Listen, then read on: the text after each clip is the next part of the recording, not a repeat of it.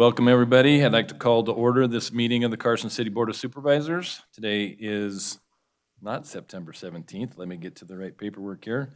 Today is October 15th. It is 8:30. We are in the Bob Boldrick Theater at the Community Center at 851 East William Street. And first, I'm going to read a disclosure into the record. Although it has been the ordinary practice of these public bodies to provide an opportunity for additional public comment during each specific item designated for possible action on the agenda, public comment will temporarily be limited to the beginning of the agenda before any action is taken, and again at the end before adjournment. This policy will remain effective during the period of time the state of Nevada is under a state of emergency as declared by the governor due to the COVID-19 pandemic, and is intended to achieve the efficient conduct of meetings while facilitating public participation via telephonic means. So having read that into the record, can we please have a roll call? Supervisor Giomi? Here. Supervisor Bagwell? Here. Supervisor Barrett? Here. Acting Mayor Bonkowski? Here. A Thank you. quorum's present. Thank you, Tamara. Is Nick here? Ah, there you are. Nick, if you could come up and please give us our invocation for this morning. Well, good morning, everybody. Let's pray. Lord, we thank you for the opportunity we have to be able to wake up this morning and to take a deep breath and to be able to move forward about our day. We know that each one of us has many personal things going on, and we lift those needs and those concerns up to you. But Lord, we also lift up our city and our community to you, Lord. We pray for the protection and the safety of all of our first responders as well as our law enforcement, Lord. Their jobs are never easy, but especially in this season, it has been incredibly difficult. May we be ever aware of the sacrifice them and their families make to keep us safe. Lord, we pray for this body of leadership, the supervisors, their staff, and the staff of the city. Lord, we lift them up to you, God. Keep them healthy and keep them safe. Lord, we pray as well. Give them strength and wisdom to accomplish your purposes in this day. We ask, Lord, for your peace to go beyond this meeting and to touch people's hearts and minds in our community, that there would be a work in each person's life to lay aside their anger and frustration and to act reasonably and civilly with one another during the next few weeks. Lord, we thank you for this day, and it's in your name we pray. Amen.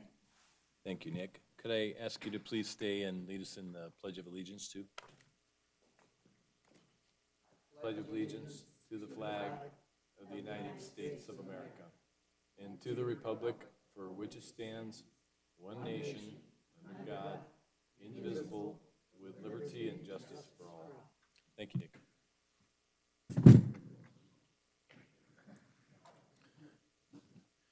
We are now on agenda item number 5, our initial public comment. We're going to start with our sheriff, Kenny Furlong. Kenny? Hope I got this right. Thank you. I would just like to take an opportunity to make a plea out to everybody in this community that as we go through the final weeks before the elections, to please stand down on the violence and the destructions and all of the political escalations that are taking place in this community. And I'd ask the leadership of the parties to please ask their members. We are experiencing an awful lot of damages in this town. They are politically associated amongst other crises that have been going on all year long. I have suggested out in the press that as a community, that we look out after one another, we watch out after one another, and that if you see or know something that is damaging to your neighbors, your families, or to your beliefs, to please contact the sheriff's office and assist us in removing those people who might destroy our own little community. Thank you, Kenny. And I would add to that for everybody in the public to please understand that when you step on somebody else's rights or you destroy somebody else's property or you deface somebody else's political sign, that you are then giving up your right for that same protection. So I'd just reiterate what the sheriff said over the next several weeks up through the election, and then there immediately thereafter, if everybody would please watch out for one another, help each other out, and let's get through this and move on down the road. Thank you, Sheriff. Your comments were better than mine. Thank you, Brad.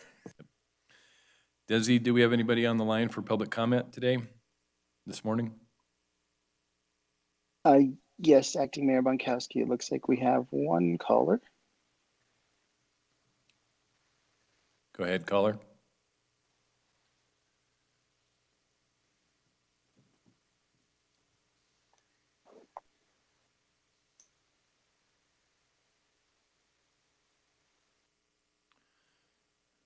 Caller on the line, if you can go ahead.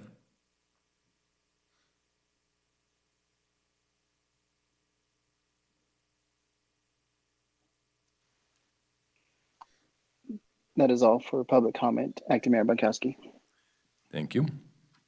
We're now on agenda item, Supervisor Bagwell. I just want to do a public shout out and thank everyone for wearing pink this month to recognize Breast Cancer Awareness Month. So thank you.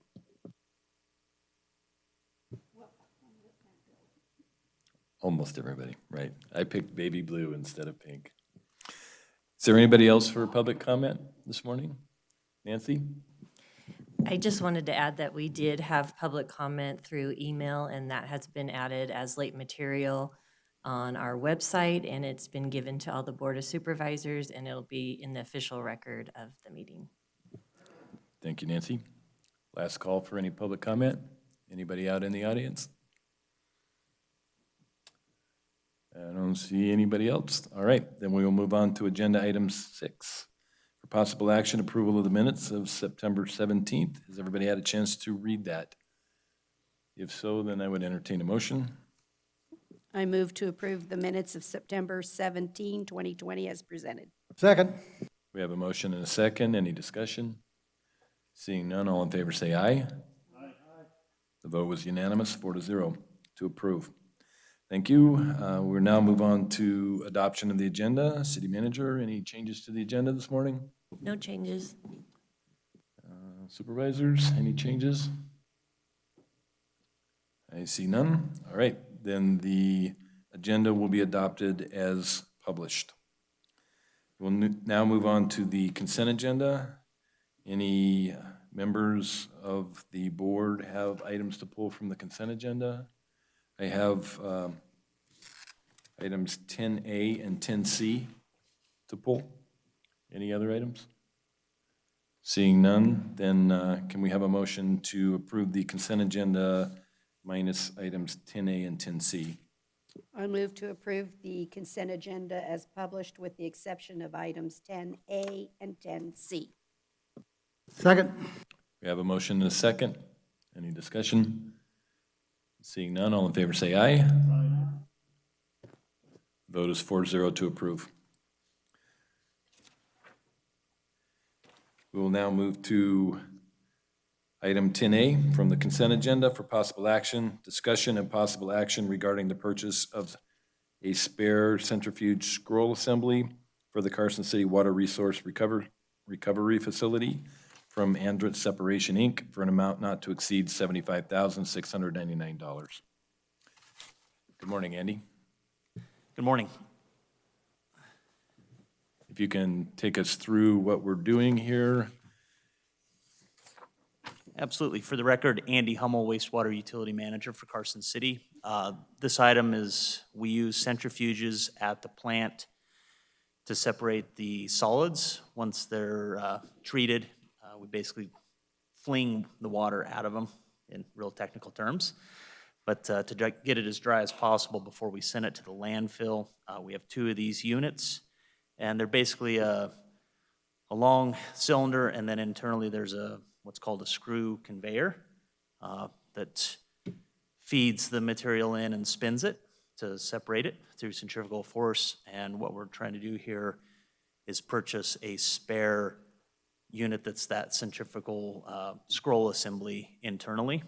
This is basically a spare part that'll likely sit on the shelf for a little while before we need it. But it's one of those things that when it's time to rebuild these, something goes wrong. It's a 3-4 month minimum process to get these done. They don't sell the whole unit itself anymore, these ones that we have. The company has moved on since the 90s when we bought them. So the newer ones are bigger, so we can just buy a new one and just plug it in. So we think we got about 10, 15 years life left in these units before we're gonna have to probably upsize them anyway with growth in the community. But in the meantime, since we can't just buy a whole brand new one, we'd like to get this spare part so if something does happen, we're not having to set up a more expensive temporary process, something like that, and get back in service quicker. And Andy, would you address the warranty, please? When we purchase this, if we put it on the shelf, it comes with a 18-month warranty. If we install it, it comes with a 12-month warranty. If we put it on the shelf and it sits there more than 18 months, then how do we address any potential warranty or lack of warranty? Yeah, if we, like you indicated, it's an 18-month from time of purchase or 12 months from in-service, whichever comes quicker. Highly likely that we'll reach that 18 months before we'll ever need this unit. So we would be out of the warranty period, most likely once we go to use this. These are fairly simple pieces, although they're big. It's a lot of metal, basically. What could damage them would be if they're left outside and the bearing surfaces get pitted from weather, or they get dropped off the shelf, or how they're stored, basically, and something gets bent. We've talked with the factory rep, and we'd like to have them, before we go to use it, have them do a visual inspection, make sure everything looks okay at the time. And if they see anything then, before it gets used, they indicated that yes, they'll work with us, but they can't promise anything, if it gets dropped off the shelf, that's on us. And you're comfortable with that? Yeah, it's not ideal, but it's up. We have similar situations. We buy a big pump, something like that, where we have 2 in service and 1 on the shelf kind of deal, and they get rotated out, rebuilt. A lot of times those sit on the shelf and they're out of warranty by the time we go to use them, but you got to have them when you need them. Yep, $75,000 seems like a lot of money to take out of somebody's paycheck if they drop it off the shelf and break it. Yeah, there'll be some stern conversations, I'm sure. All right, thank you. Any additional questions on this item? John? Yeah, do we have to store it on a shelf? Can't we store it in a place a little safer than that, or am I asking a stupid question? No, we've got a spot picked out in the corner of the centrifuge building where it'll be on the floor. So, listening to how this is worked as a spare part, and you said in 10 to 15 years, we'll probably have to buy a larger one and do an upgrade. Will this part still be effective for an upgrade, or the part might never be used? It may never be used, but there are other plants that use the same exact centrifuge that at that time could possibly sell it to one of them. And how long is the lead time to get the part? It's for this part itself, it's a week to get it shipped and then another week in shipping is what the manufacturer's indicating. They did indicate that they're going to stop producing new parts for this type of centrifuge soon. So this will likely be the last new one we'd be able to buy. In the future, it'd be a used one or getting one of ours rebuilt. And may I follow up? Is it a single point of failure? What I'm trying to get to is the risk of spending $75,000 and never using it. So is it, if the part goes down and you need this for replacement, the plant is down? We wouldn't necessarily be down. We have about 3 days worth of storage for the sludge that we're producing. So we'd be in a situation if we were to lose both centrifuges or not able to keep up because we were down to just the one, that we would need to possibly install a standalone rental unit outside and replumb. They do make situations like that. Lyon County just did a very similar situation at their plant while they were cleaning out their sludge ponds, for example. Takes up a lot of room and takes a little while to get that set up, a matter of weeks to a month type situation. Or possibly we'd be in a situation where we'd have to figure out how to store that excess sludge maybe in the emergency pond or something like that until we were able to get something set up. So would you characterize this as an insurance policy? Yeah, that's what I'd say. Any further questions? Any further discussion? Okay, somebody like to propose a motion? Sure. I move to approve the purchases presented. We have a motion, do we have a second? Second. We have a motion and a second, any final discussion? Hearing and seeing none, all in favor say aye. Opposed, say nay. Nay. Motion fails. I'm not convinced on this one, right? So at this point, I think the concern that you heard was just the risk of spending the $75,000 when we don't know if we actually need to or not. So I don't think there's an objection to having the spare part. It's really more about the timing. So if you can work your way through the timing and the warranty, then I would encourage you to bring this back. But at this point, I think you've heard the board's concerns with this. Yeah, absolutely, no. I could worries on my add one end. other note to that. If you can bring me some cost comparisons of a rental, just so that, again, we know we're making the best decision, Yeah. so that Yeah, I can it was an understand the opportunity rental. we saw that Right. if it works for the city, great. If not, that's And, why we're here. and again, I don't hear us saying that we object to having the additional scroll, but we'd like a little better plan to work through some of those contingencies that we're not really clear on. Yeah, absolutely. Okay, thank you, Andy. All right, we're now moving on to agenda item 10C for possible action, discussion and possible action regarding amendment number 2 to contract 203-00042 irrigation upgrades, phase 2, with Site 1 Landscape Supply for additional irrigation equipment and labor, and to increase the contract amount by $11,078.89 for a new total contract amount of $159,539.16 to be funded from the Quality of Life Capital Fund. Carol, and is Dave here too?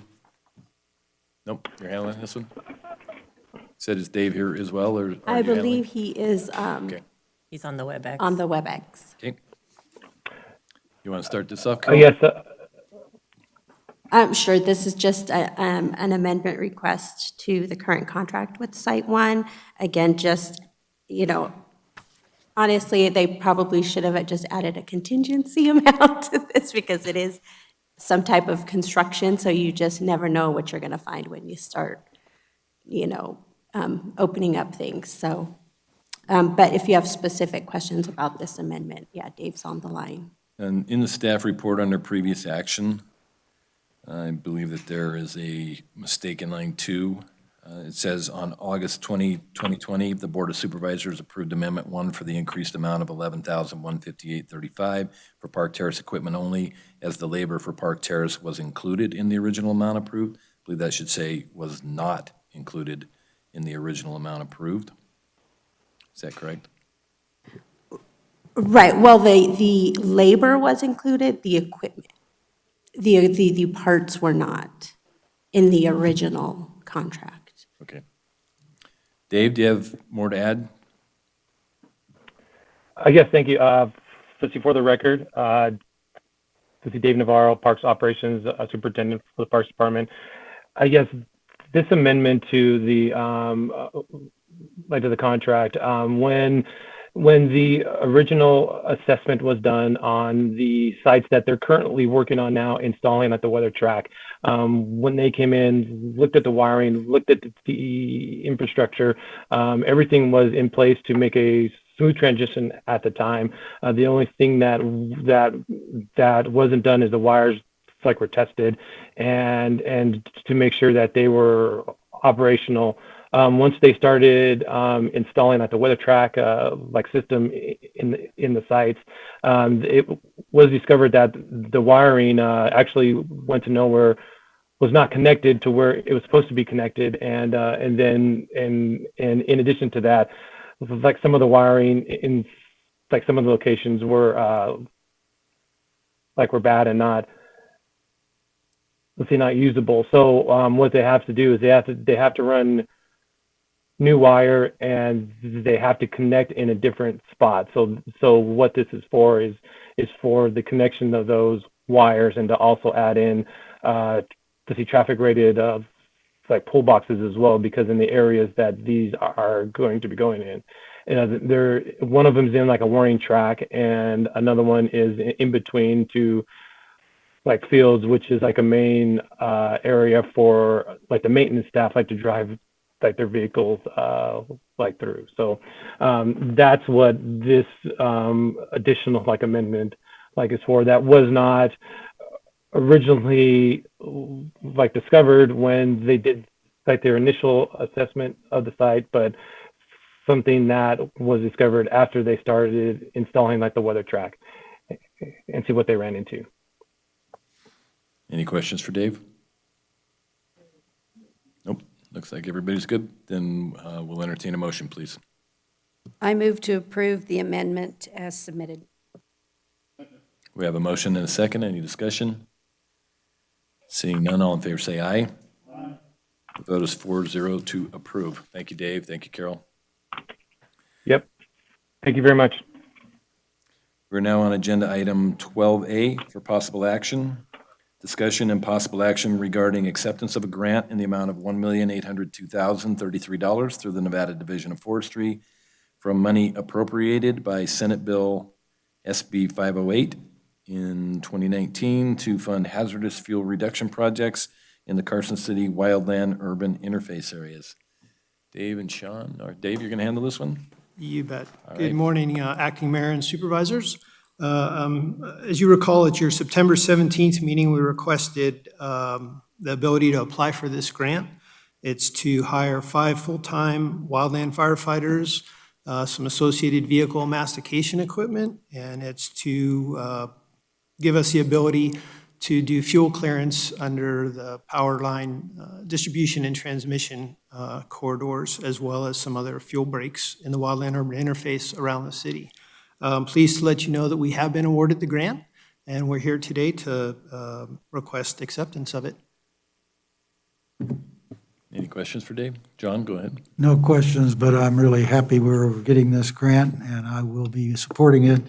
I live on the west side. That's all I need to say. Go ahead, Stacey. Again, no questions, but I'd like to compliment the department and acknowledge NV Energy and Division of Forestry.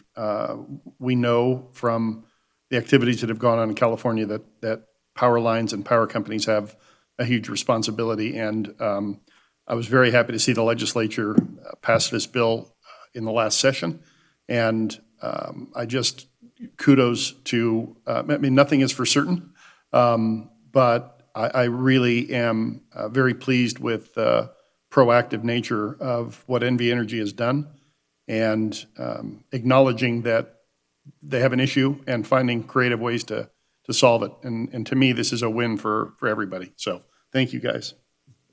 I would agree with those comments. Any additional discussion or comments or questions? Seeing none, would somebody like to make a motion, please? I would. I move to accept the grant as presented. Second. We have a motion in 2 seconds. Any discussion? Seeing none, all in favor say aye. Aye. The vote is 4-0 to approve. Thank you, Dave. Next item up is also yours for possible action, discussion and possible action regarding a contract with NV Energy for the Carson City Fire Department to provide standby services for utility operations during high fire danger conditions, and to provide emergency and non-emergency hazardous fuels reduction, both on an on-call basis, both on and, okay, that's not right. both on and off-call basis, and authorization for the fire chief to sign the contract. Go ahead. Well, I'd like to echo what Supervisor Giomi said about NV Energy, and that's a great segue into this agenda item. NV Energy, when they do their public safety shutdowns, doesn't really affect us in Carson City. It's more of a Lake Tahoe thing and some of the other higher elevation areas. But when there's red flag days or they have those public safety shutdowns, there's a lot of stuff they have to do to turn the grid back on if it's been shut down. And if there's emergency repairs that have to be made, they're very concerned about the starting of a fire, like we mentioned earlier. So one of the things that they're doing is contracting with all the local fire agencies to provide standby services when any of those conditions occur. And as an example, last Saturday was red flag warning weather, and they actually had engines that they hired standby from, I think, Truckee Meadows, Story County, Central Lyon, a bunch of the different agencies. What they're doing is when those conditions happen, those days, they're contracting with all the fire agencies for everybody to beef up their responses. So as an example, last Saturday, if we would have had this contract into place, they would have contacted us. The city would have got an extra brush engine staffed at no cost to the city, and NV Energy's paying that bill because they want to jump on any fires because they know what the outcome of all this stuff is. So in addition to the standing by when they're doing emergency work, the bigger issue is when we have the fire weather warnings, they're providing additional resources to northern Nevada to help us jump on a fire and keep it small. So for us, they would contract with us, they pay our contracted rates, and it's kind of a win-win for everybody. The city gets additional resources at no cost to us. They get additional resources for the fire service to keep a fire small so it doesn't threaten their infrastructure, whether or not their equipment would cause the fire. They're just trying to be proactive and help all of us. You have more to add, Chief? I'll save my comments to the end. Okay. All right, any questions? No, just, again, the same comment. The last grant sort of, I mean, really, it's well thought out. The last grant takes care of the prevention work and the work ahead of time. This agreement takes care of the after or the during. And, again, kudos to NV Energy because it's a unique approach and it's something that would have benefited a lot of California communities had it been in place across the state line. John? No? All right. So Sean Slayman for Fire Chief for the record. I just wanted to take a moment before the vote to recognize Dave Rubin and Rod Rummel. Their passion for this and their work towards this are huge steps to making our community safer and more prepared, and to take a moment to really educate and re-educate the public about all of the programs that Carson City has and has had in place for numerous years to protect ourselves from the threat of wildfire, from our wildland urban interface inspection programs to our hazardous fuel teams, removal fuel teams, as well as the dumpster program for the actual private residences. We have some of the most proactive and progressive preventative measures in place than any area in our area and certainly in the western states. And it's a kudos to Chief Rubin and to Rod Rummel for those programs. I agree with you, Chief. I think this is another example of Carson City doing what the public expects us to do, which is be proactive, to provide services, to use well-thought-out plans and long-term planning to make sure that we're running as efficiently as we can. And so, again, I think we have great staff. Thank you, Dave. Thank you, everybody involved. So, it makes me very happy and very proud to be sitting up here representing a city that is run this well. And I'm not saying the 5 of us or 4 of us running it that well. It's all the way down to, every staff member that we have, over 600 people. So it's well appreciated. John, go ahead. Thank you. I just want to join Stacy and you in what you're saying. Thanks to staff, and thanks to NV Energy, which I'll point out is a subsidiary of Warren Buffett's Berkshire Hathaway. Warren doesn't have anything to do with this except that it comes down from the leadership, and he has good managers in all of his divisions. So their contribution is really great, too. Thank you. All right. Can we have a motion, please? Yes. I move to approve the contract as presented and authorize the fire chief to sign the contract. Second. We have a motion and a second. Any discussion? Seeing none, all in favor say aye. Vote is 4-0 to approve. Thank you. Thank you both. And pass our comments on to staff, please. We're now on agenda item 13A for possible action, discussion and possible action to introduce on first reading an ordinance authorizing the cultivation of hemp in certain use districts and establishing general standards for hemp cultivation facilities. Mr. Plummel, good morning. Would you like to walk us through this, please? Good morning. For the record, Lee Plemmel, Community Development Director. Talk a little bit as I get the presentation going here. I'll just note up front, I also here to answer questions regarding hemp is Lindsay Boyer, the city's open space manager. She's previously given a presentation to you on kind of the environmental issues that come along with the growing of hemp. So just a little bit of background. You'll recall it's been about 5.5 months ago now that we implemented. Yeah, it's about 5.5 months ago that we implemented a moratorium on any permit to start any type of activity to start growing hemp. Hemp is, just a little bit of background, hemp is separate from marijuana in that it doesn't have THC. Hemp is now federally legal to grow. It's legal to grow in the state, right, currently as an agricultural product. However, due to some of the potential environmental impacts that we have in the city, the general proximity of our agricultural lands to residential neighborhoods, Carson City implemented a moratorium on growing hemp in order to give us time to evaluate that and come back with regulations that are coming to you today for hemp cultivation. So we're calling it hemp cultivation, which is growing of hemp and including the drying of it.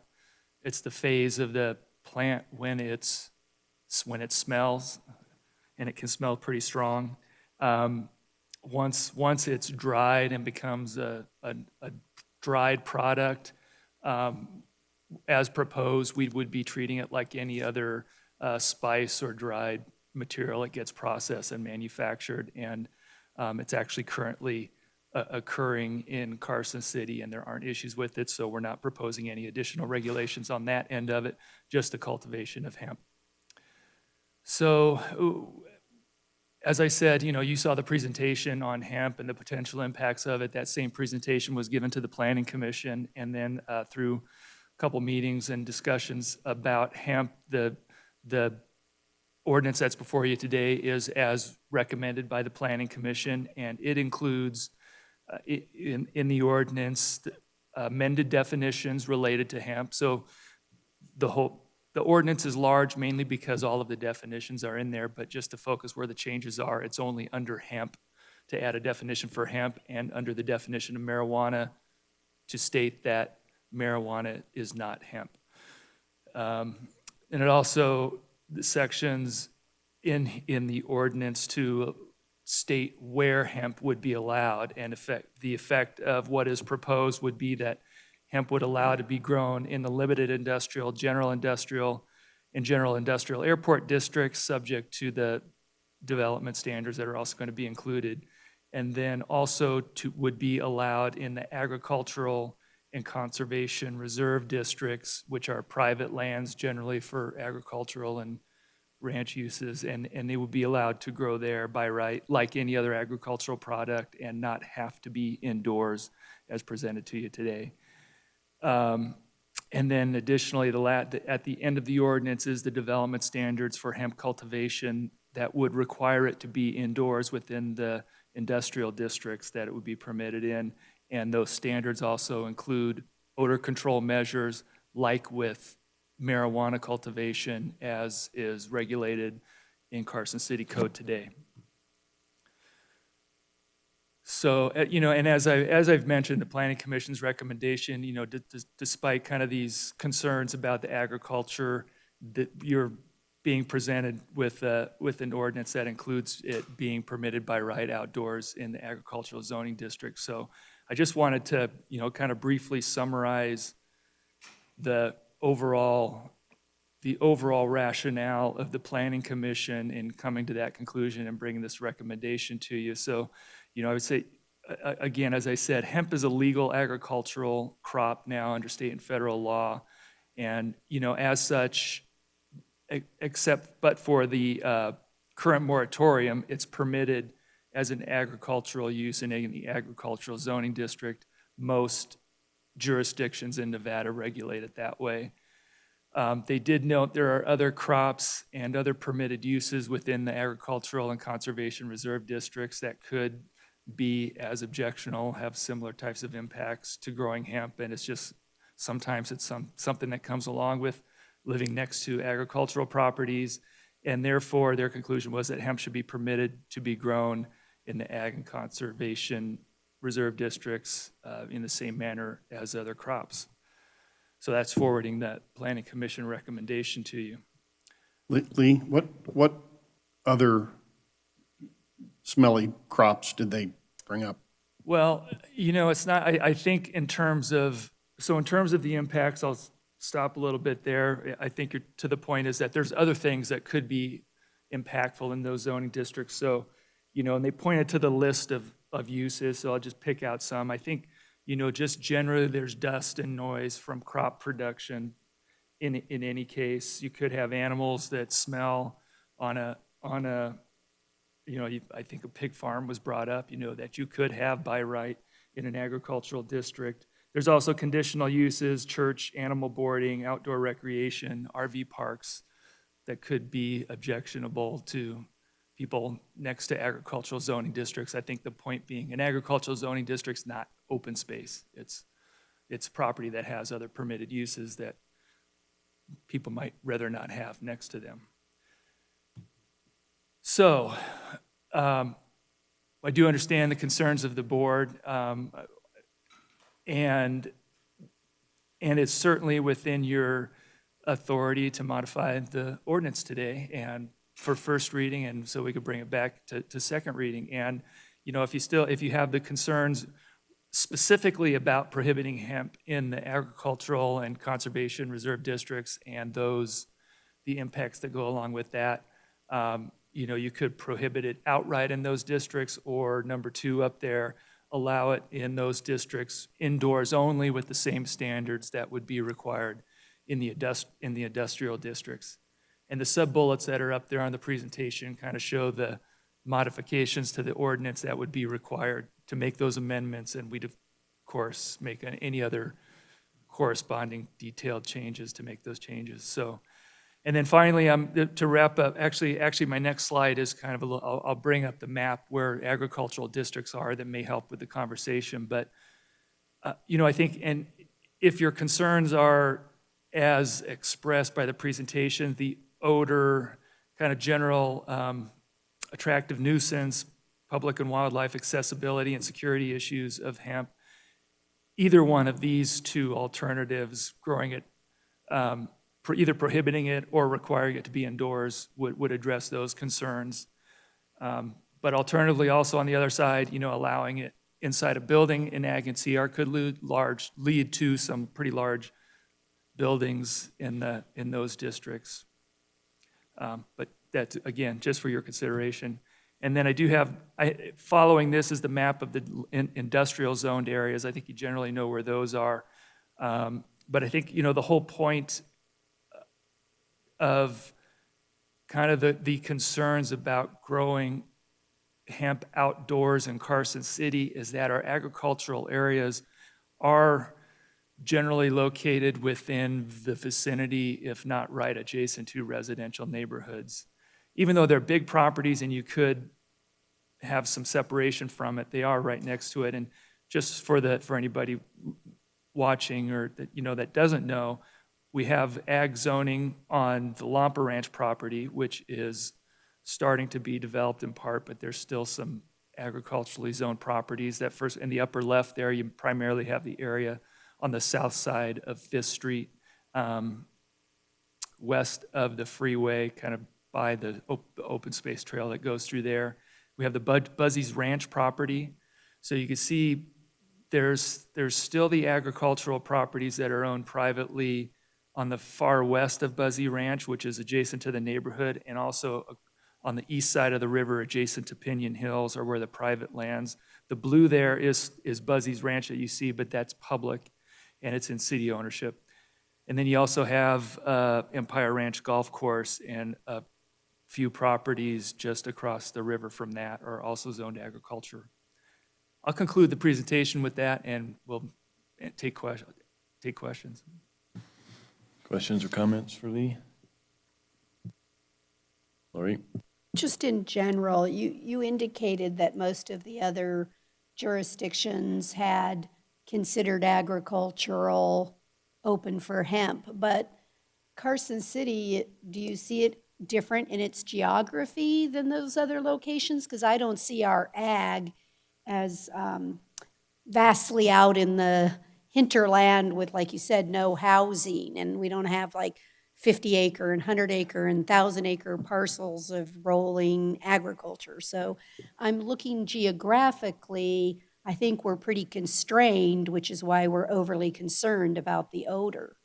Here, there will be no escaping it. Agreed. I think if the Board of Supervisors enacts an ordinance that prohibits it or otherwise restricts it in agriculture, that would be a very good rationale, because we're not like a lot of other Nevada counties that have agricultural upon agriculture upon agriculture, buffered by agriculture. Our agricultural properties are going away through infill and are kind of really adjacent to the suburban area. And I just want to note that I went to a hemp area so that I could understand the odor, just so that it wasn't, I just wanted to make sure, not a paper issue. And I'm telling you, it smelled like a skunk.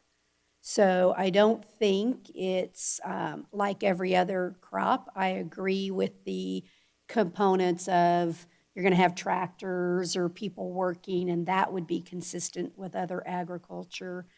But I just don't think that the residents that surround all of these agricultural properties will appreciate 24/7 the smell of a skunk next to their, I don't think they'll be able to enjoy their backyards. And we've just experienced that with the asphalt plant, where everybody came and complained, because I think odor really can impact. And if it was occasional, it's not so bad, but I think you're going to smell a skunk. And maybe Lindsay can articulate that for me. It's not just 20 minutes a day. It's maybe you can help us on that. Thank you, Supervisor Bagwell. For the record, Lindsay Boyer, Open Space Manager for Carson City. I've had the opportunity to visit an outdoor hemp cultivation facility as well. It was just hemp grown in the ground in a big field. I believe that was only in 1 acre that I visited, and even that relatively small plot definitely did have an odor.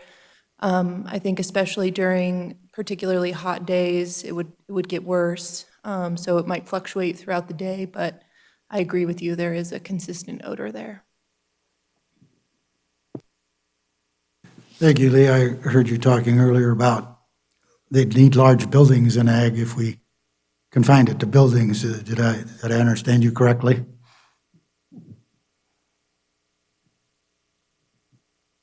Yeah, if it's confined to building, obviously, they would need to build a building and a building capable of controlling odors, if that's the direction you went. You know, although on the other hand, I would say that's not prohibited now. The agricultural district allows buildings for the uses that are permitted, which could include indoor Right, growing facilities. right, but this ordinance would allow it outside as drafted, correct? Correct. And that would be an expense, but these are efforts to make money, is that correct, too? I think, sure. So you could look upon that as a cost of doing business. If you want to get into this business in an ag area, you'd have to erect a building if we change the draft to that, to require that, correct? Correct. Thank you. I find that the Planning Commission's thoughts regarding other objectionable activities on a completely different level than the odor of marijuana or hemp. I didn't visit a hemp farm, but I did visit a neighborhood marijuana grow.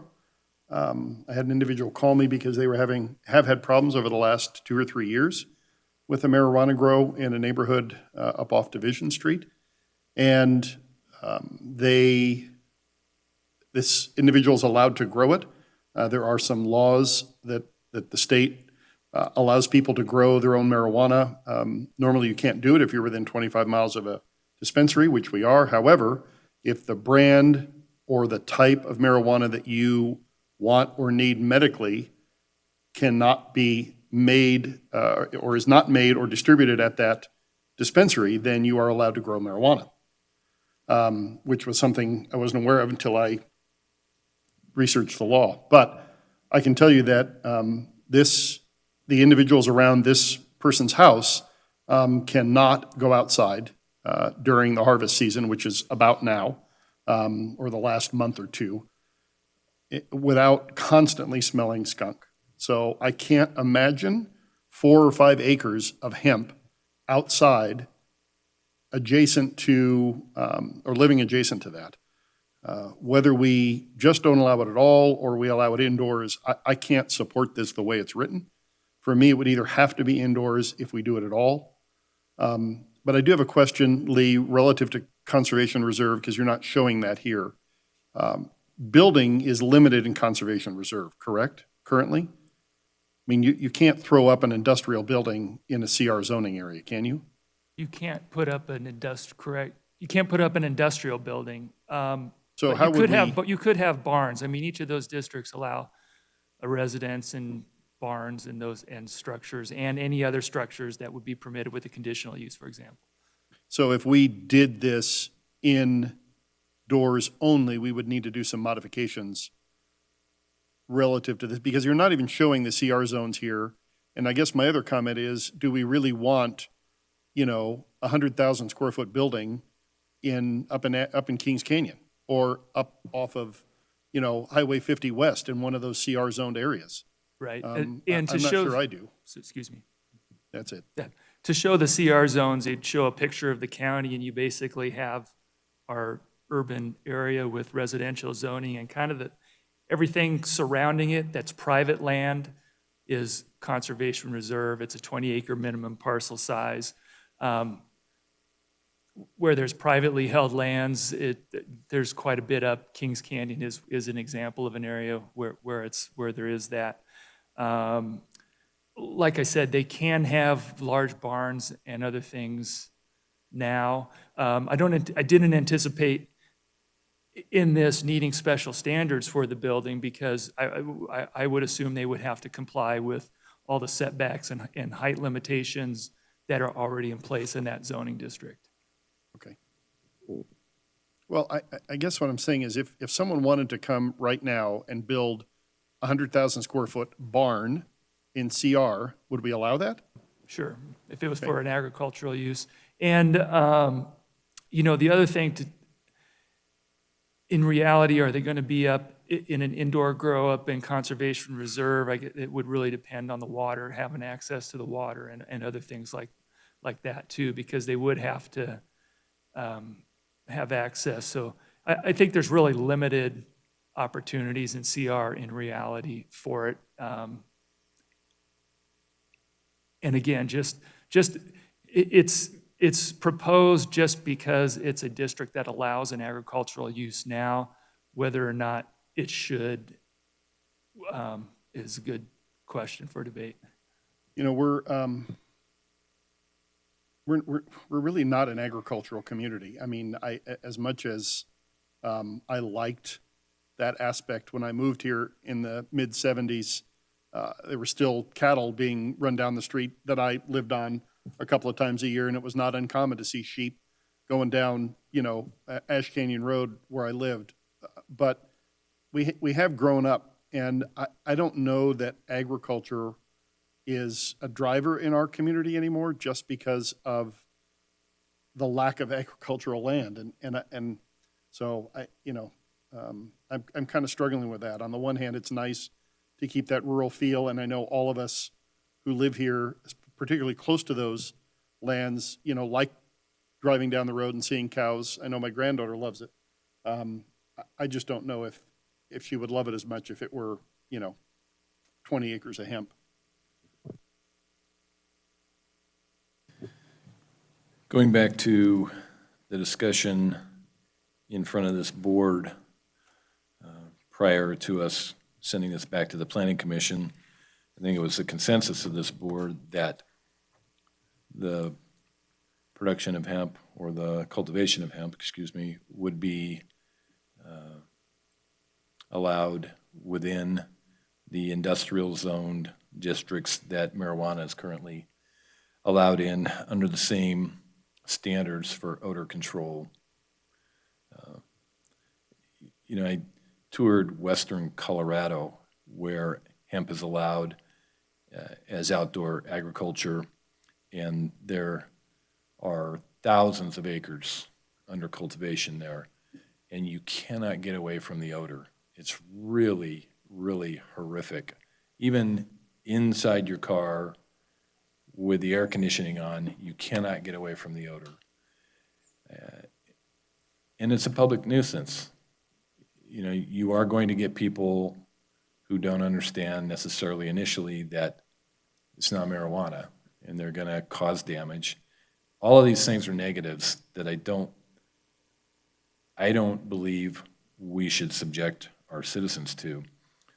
So my feeling is that we would change the ordinance so that hemp cultivation is only allowed in the same industrial districts that marijuana is allowed in now, and under the same standards within a building with odor control provisions, all the same standards.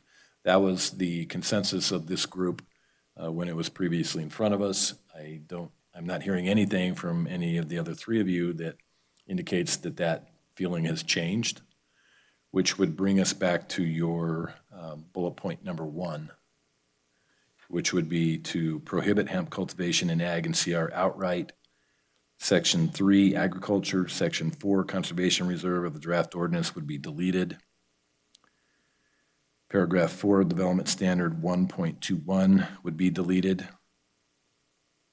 And I think that would be the only changes.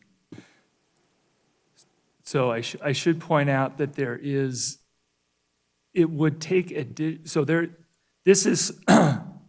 this is slightly broader in area of allowing, even in the industrial areas. Marijuana is not allowed in limited industrial, and it's further restricted to a geographic area. Actually, let me go to that. So again, I think we felt with the odor control, this could be like any other industrial use in any district.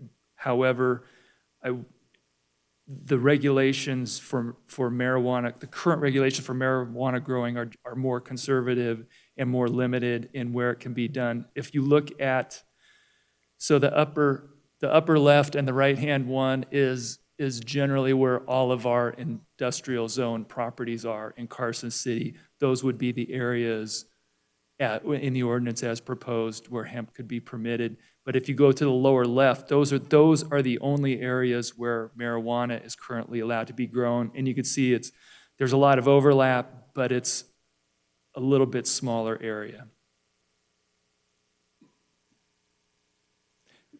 And primarily because it's not allowed in limited industrial, and then it's further limited geographically to the northeast portion of the city. So I'd be interested to hear from the other board members whether they have any objections to the cultivation of hemp being allowed in LI zoning. I don't have any objections to it, particularly since it'll be under an SUP, correct, in those areas, or can we? As proposed, it's proposed to be permitted, subject to the standards, subject to the same standards in terms of odor control and indoors and nothing outside. I guess my concern is the odor control part, and if we have an SUP, we have something to hold over them relative to odor. If we don't have an SUP, we don't have that ability. No, we have the ability to enforce the code Relative to through odors? through the building permit, and if there's no odors. No, I guess, you're right in the sense that it would be enforcement of the business license through the board. If there's not resolution, if it's not fixed, then what is the city's remedy? It would be to revoke the business license for the violations versus you could do that or revoke the special use permit if you have a special use For a permit. show cause hearing. But in terms of enforceability, they're enforceable either way. And I would just say, generally along that, I mean, I think the discussion is proper whether or not it should be in limited industrial, not whether or not we should have a special use permit to enforce it, because I think it puts the planning commission and then sometimes the board on appeal in a difficult situation. If you're going to say it's okay, they're subject to these standards, and they go there and comply with the standards, is there a situation where you wouldn't want it there, and why? And if you can address it with these regulations now, then there's no need to require the special use permit. I'm sorry, I didn't hear the last part of your saying. You were asking us, and what was the last part of was it light industrial you were talking about? Correct. Yeah, that's what I thought, but I couldn't quite hear it. It doesn't matter to me if it goes in general industrial and light industrial, but I do think that you're all correct. I agree with that regarding whether it should go, although I would say, in terms of the ag and CR issues, that if you put up a large building, then I wouldn't object, but I'll go along with the views of this board in that regard. I just think it should be inside. I would also say that I respectfully disagree with our community development director. As far as I'm concerned, the SUP, as Stacy had indicated, is the way to go, so that we have this in the public realm every time, so that people can, let their views on it be known, whether we act on that at the planning commission level or not. But that then gives it a way to come up to us if we have to on appeal. Thank you. So the permitted use versus a SUP, let me talk a little bit on permitted use, just so that I have a better understanding for our decision.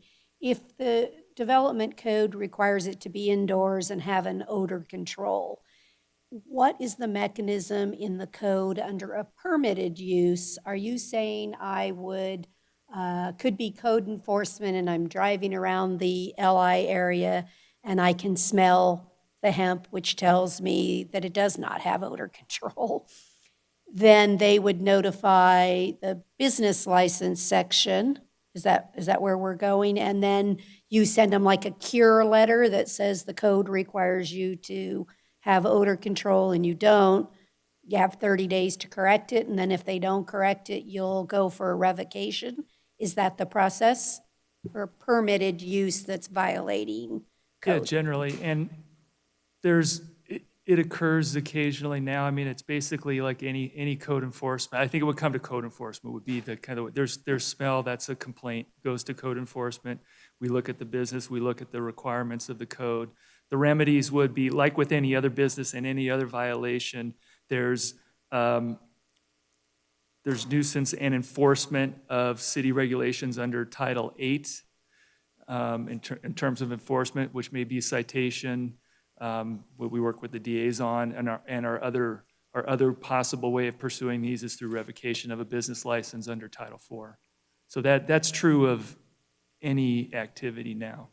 But a revocation of a business license does not go to the planning commission. The appeal, so community development would send them a revocation and then they could appeal to this board? No, well, and a business license can only be appealed by the board through show cause, through a process. So the question is whether or not we want to insert the planning commission in a decision on revoking an SUP versus using the business license remedy.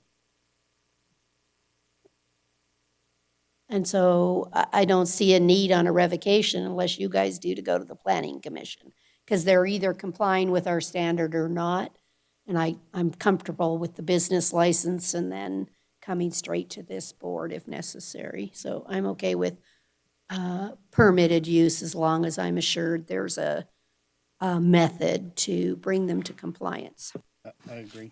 I wish I could agree with the mayor-elect, but I have to say that I don't want to trash code enforcement, but I'm not a big fan of how it's been done in this community since I've lived here.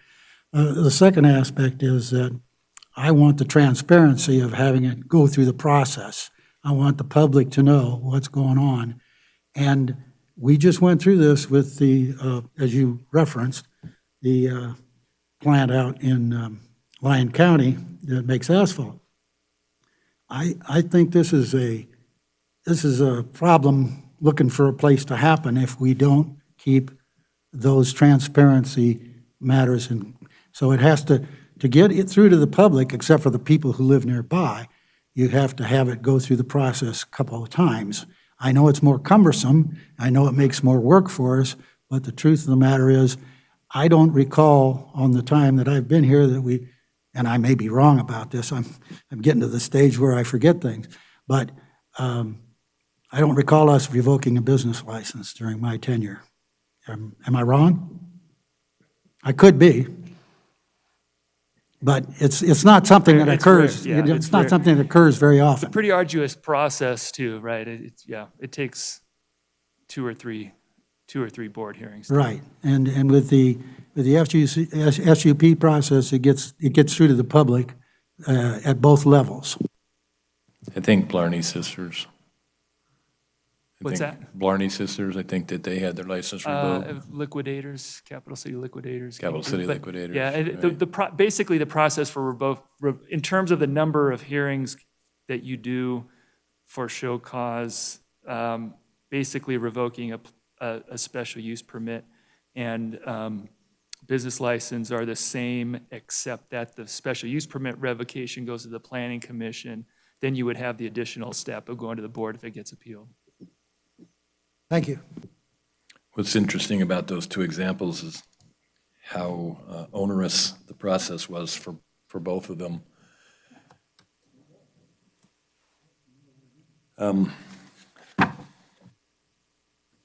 Well, where do we want to go? I can try a motion. You want to throw that couple of slides back up again for me, please? Here. I'll give it a shot.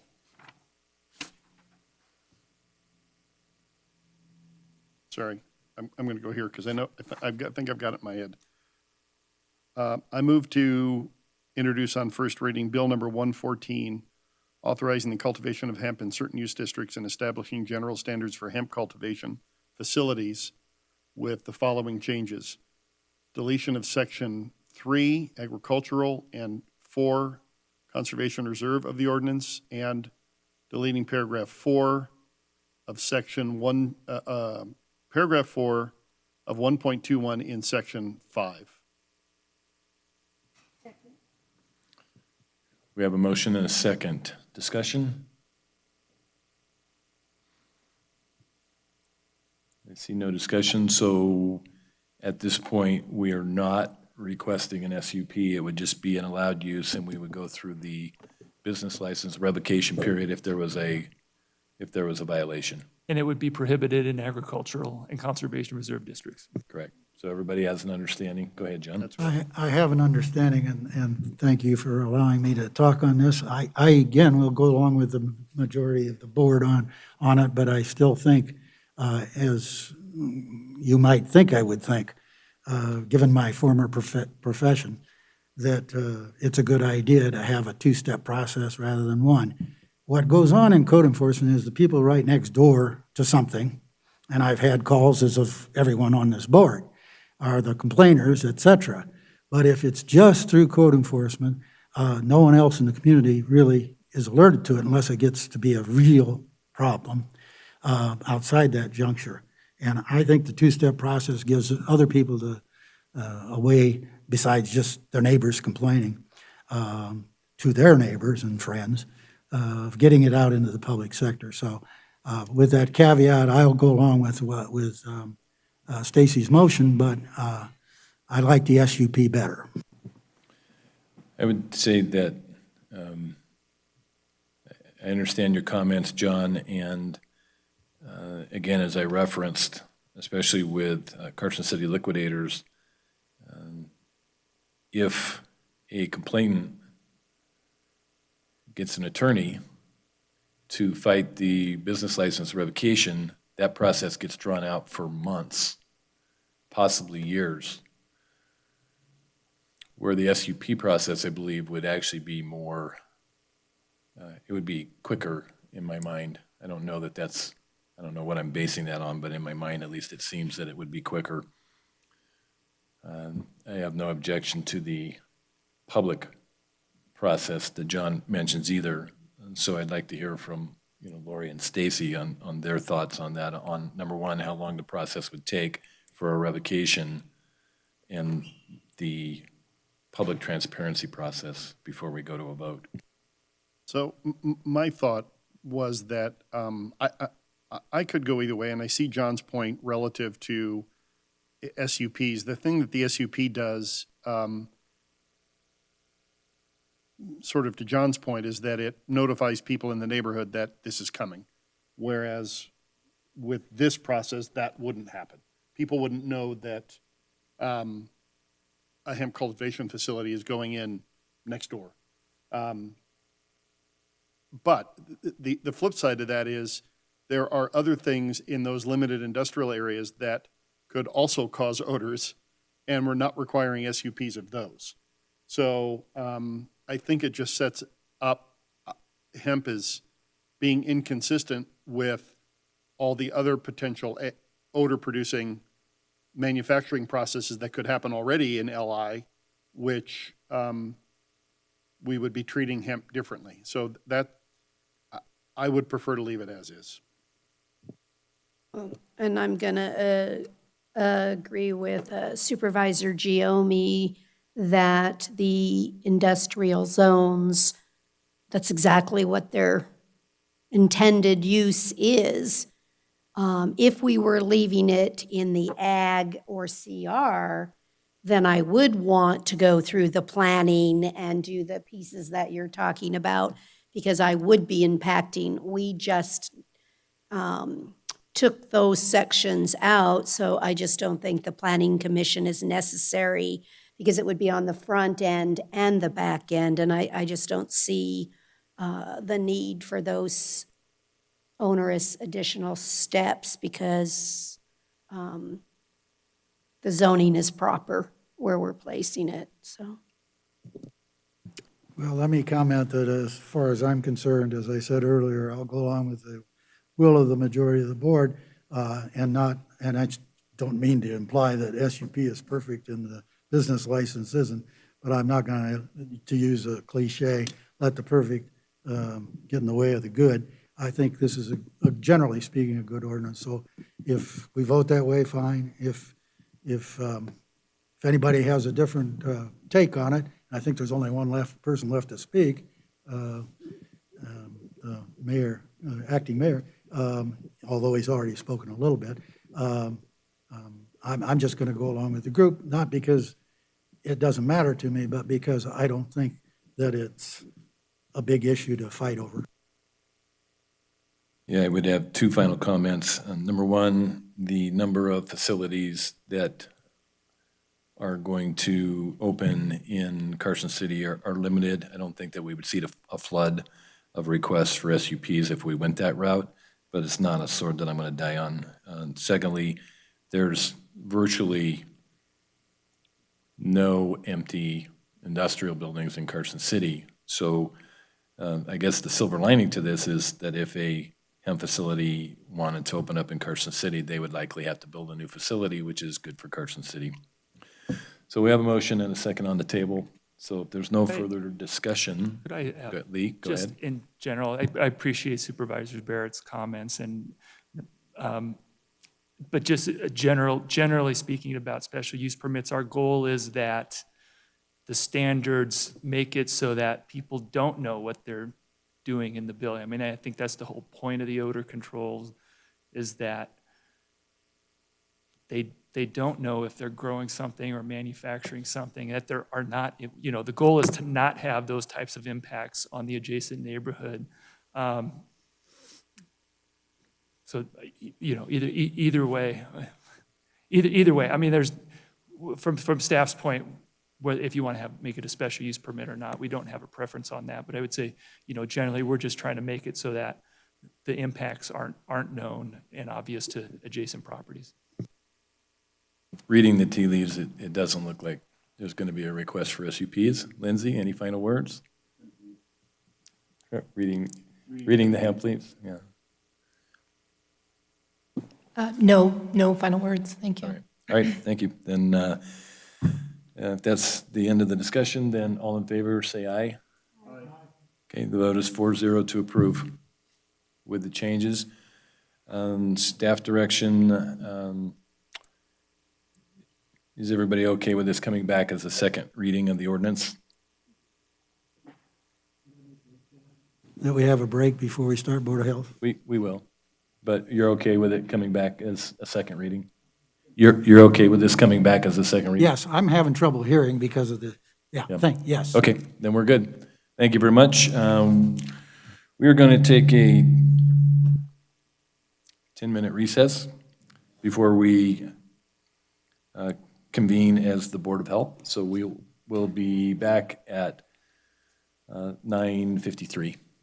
Thank you.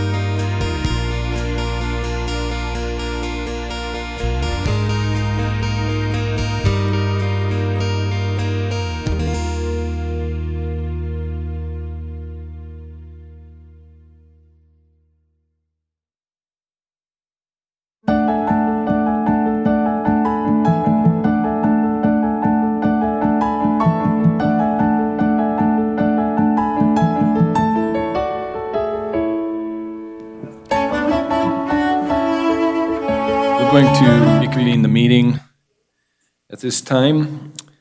And we have a request from Supervisor Bagwell to reconsider the last item. Mr. Chairman, if I may, I'd like to move for reconsideration of item 13A, which was the introduction of Bill number 114. We have a motion and a second. All in favor, say aye. Aye. All right, then we will reopen agenda item 13A for reconsideration. If I may, Mr. Chairman? What I'd like to do is keep the motion that Mr. Giommi brought forth, but I would like to add a clarifying comment to that to request that the DA's office conform this ordinance to include the provisions that it is not a vested property right. Because we did have quite a bit of discussion about the business license routes and the Planning Commission, and I think we need to add in that similar provision. So I'd like to add on to this motion, please, if I may, that we add a conforming opportunity for the DA's office for the property rights. Which was that the business license issued is a revocable privilege, Correct. which is the language that we put in the marijuana ordinance. Okay. And I just allow the DA's office to do the conforming language. So is that a motion you're making, or is it a motion or language you're requesting I add to my motion? I'm making that as a motion to add I'll that second it then. language. Comments, John? Any concerns? No, nothing to say, and I'll probably support it. Mr. DA, any comments? No, so I think that's very clear on the record. And I think, what Supervisor Bagwell is alluding to is that provision that we previously tucked in for the marijuana establishments. That's in Chapter 4, 04 of CCMC. And I'll just go ahead, and since I've got this open in front of me on my laptop, I'll go ahead and read that language into the record. Of course, this will be modified slightly for it to apply for the hemp cultivation facilities. And that provision that currently exists in code is a business license that is issued to a marijuana establishment under the provisions of this title is a revocable privilege, and the holder of such a license does not acquire thereby any vested right. And that's what we're talking about on the record with respect to a vested property right. And, in that sense, it provides this board with a little bit more teeth, legally speaking, moving forward if it decides that, there are just too many problems or issues with that sort of a development. And if this board were ever to decide in the future that, hey, based on changed circumstances, perhaps there's a consideration to zone out that type of a facility altogether.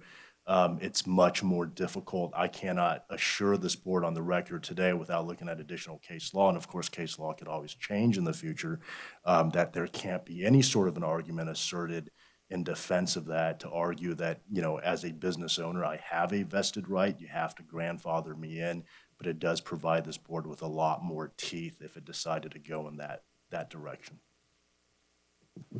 So are all members of the board clear then? Yes, I'm clear, and I want to add that I thank the mayor-elect because this removes my concern about the SEC and the transparency. Obviously, I still favor transparency in any issue, but on this one, I think we're covering our backs on this. Thank you. Go ahead, Stacy. Dan, we're still good doing this on first reading then? Yeah, so we are still good, doing this on first reading. We don't have to bring it back. Publication of this does not occur until after today's meeting. And I did take a quick look during our recess at the title of the ordinance and the summary, and I don't believe that any changes need to be made. But even if changes do need to be made, I would have ample opportunity to do that before, publication tomorrow or on Saturday. Good. All right, so everybody's clear on the revised motion. Do we have a motion and a second? Any final discussion? Seeing none, all in favor of the new motion, say aye. Aye. All right, the vote is 4-0 to approve the new motion. Thank you very much. With that, we will recess as the Board of Supervisor. We will move on to agenda item 15, which is the roll call and call to order for the Board of Health. Mark, can we have a roll call for the Board of Health, please? Noting that the 4 members of the Board of Supervisors are here for the Board of Health. Chairperson Pintar? Here. Vice Chair Giomi? Here. Member Bonkowski? Here. Member Bagwell? Member Barrett? Here. Member Furlong? Here. A quorum's present. Thank you very much. We're now on item 16, our first public comment under the Board of Health. Are we? Wow, guys. With these plexiglass barriers, you can't kick me. No, I was trying. That's usually right. my job, but okay. Thank you. We will entertain public comment for the Board of Health. Hearing none. I see no public comment, Madam Chair. I'm sorry. Oh, where are you? Where is Desi? Oh, at home. Thank you, Des. That was Desi, right? You're Okay, welcome. Okay. We will go on to item 17, which is a possible approval of the minutes of our last meeting, July 16th, 2020. I would move to approve the minutes of the Board of Health for July 16th, 2020 with the following corrections. Under item 27, call to order and roll call, deleting the words board member and in the second line. So it just says Carson City Sheriff Kenny Furlong participated via WebEx. And on the last page, under timestamp 3/12/12, changing fast F-A-S-T to fast F-A-S-T-T in 3 places, and changing V-O-V-I-D to C-O-V-I-D in the 3rd line from the end. Motion and second have been made with suggested changes. Any discussion? All in favor? Aye. Opposed? Thank you. Motion carries. We will go on to item 18, which for possible discussion and action. Nikki Aker, the Director of Carson City Health and Human Services, will, where are you? Oh, deliver her report. I can't see you. Good morning. For the record, Nikki Aker, Director of Carson City Health and Human Services. And I do have a slide up just for the public to see if it can be projected. So I've got a number of items that I want to report on this morning and just bring to your attention. I try and highlight some of our programs so you're aware of what's happening over at the health department. So an update for our adolescent health program. Prior to COVID, we were able to provide the youth sexual health in the schools, and we were very successful at doing that. And because of COVID, we have been limited. We aren't able to get in the schools, and some other organizations are not allowing us to be there in person. So the individuals are getting creative. I'm going to move over just a little bit, Dr. Pintar, so you can see me. So the staff in the program are getting creative and are now doing some virtual sessions, and they're offering some monthly sessions. They'll be doing both programs, our abstinence program and then our more comprehensive program.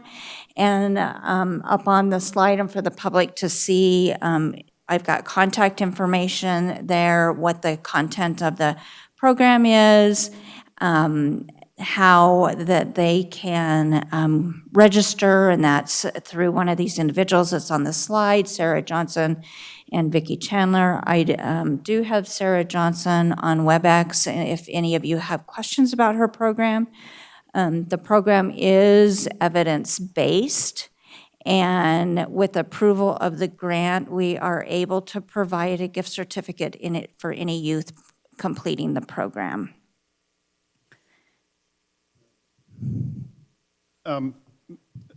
Nikki, how have you done virtual sessions yet?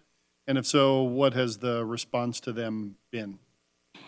We have done a couple, and I'm going to let Sarah Johnson pipe in. She will be coming Voice from the Sky and letting you know how those classes are going. Sarah?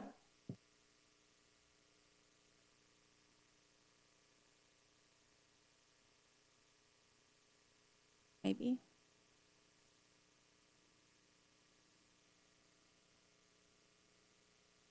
Sarah must be having some technical difficulties. I know that there's not many people that are taking advantage of the Zoom event. She's appeared, but Oh, I she don't- has appeared? Sarah, You may be on mute. are you muted?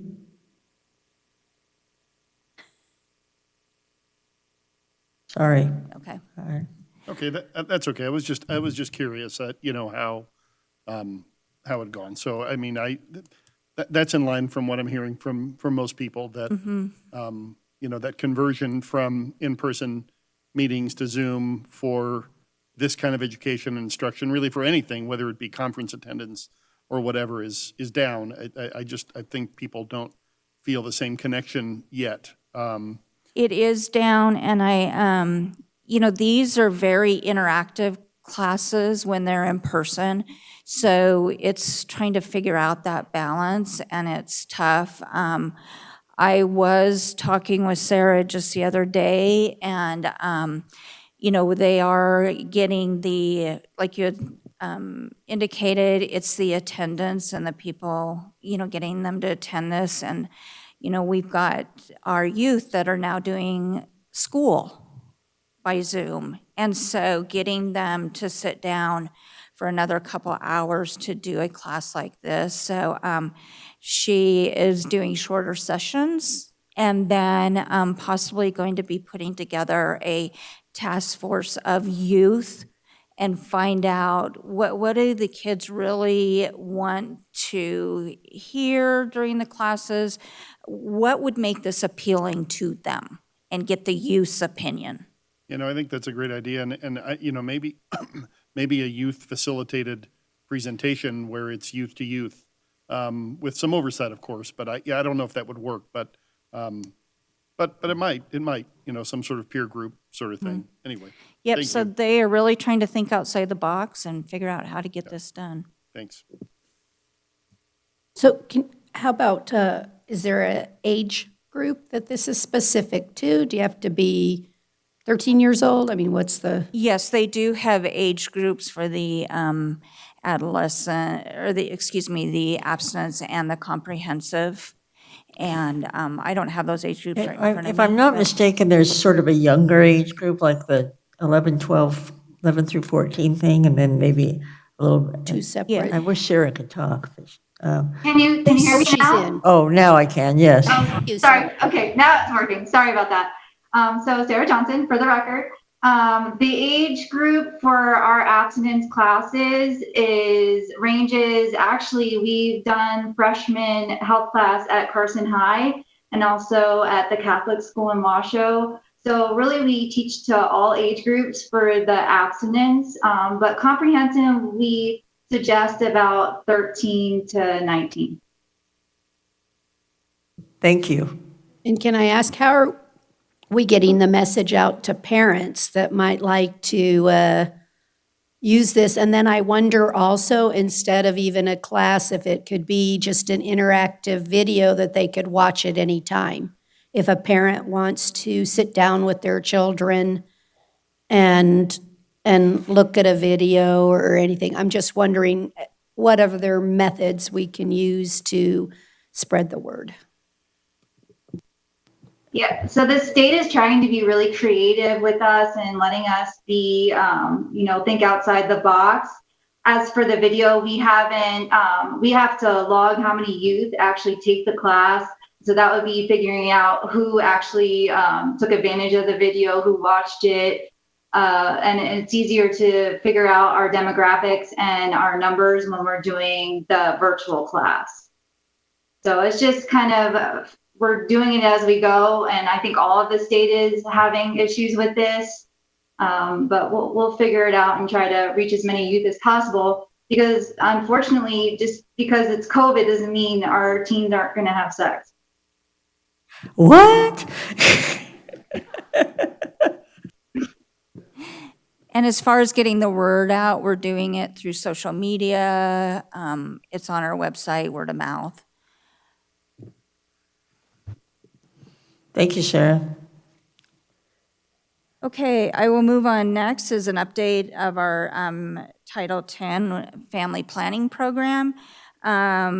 We received an additional $160,000, which was added to our existing grant, and this is to prepare for the new reporting requirements for the 2.0 version of the Family Planning Annual Report, and that will be required starting 2022. So, and that means that there are preparations for that. We pull a lot of the information out of our electronic health record.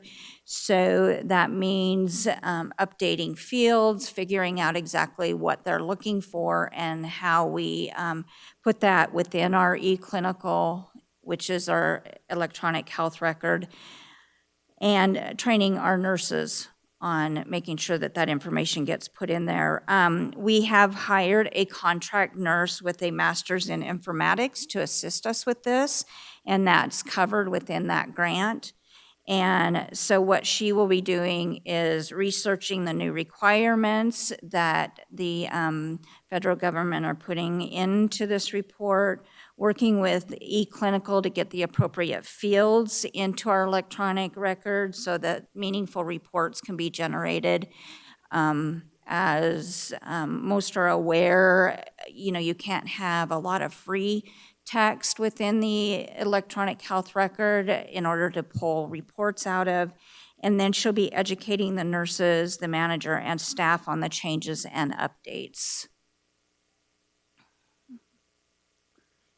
Any questions on that? Okay. So next I'm going to give you an update on our public health accreditation efforts as we move towards reaccreditation. There are a total of 90 measures that we will need to report on. As of right now, 49 or 54% of those measures are currently drafted or are in progress, and 5 or 6% of them are finalized. May 2021 was our initial deadline before COVID, and they have extended that to be September 30th, 2021. And then next I want to notify the board that we received 2 public health awards from the Nevada Public Health Association. One of them is for Epidemiology Program of the Year, and that's for the work that's done with COVID-19. And Dustin Booth is here as the division manager over Epi, and so you can let him know that you've been you recognize him for getting that award. And then we also, I was awarded the Public Health Hero Award, and this is the work that's done at the health department. So as far as I'm concerned, this goes to each and every one at the health department. We've got a great team there, and we couldn't do what we do without all of them. So it's truly an award for the entire health department. So I just do want to go right on the record to say I hope that awards does not mean that everyone is trying to steal you, because you all need to stay put and keep helping us and being those heroes. But so congratulations. thank you, though, for all your efforts. Well, nicely deserved award. Thank you. And then through this report, I'm going to go ahead and do our COVID updates. I will stick around for later in case there's additional questions. But I start out mine with what's happening in the health department as a whole. And for the last 2 weeks since our last meeting for our human services, we had 4 requests for groceries. One of them did get resolved, so family or friends were able to bring groceries to them. So we had an additional 3 that individuals were able to put a order online, and we went and picked them up and delivered them. And then out of that, we have 1 individual that's going to need assistance with rent starting in November. So once that person is out of quarantine, they're going to present to our office so that we can assist with that.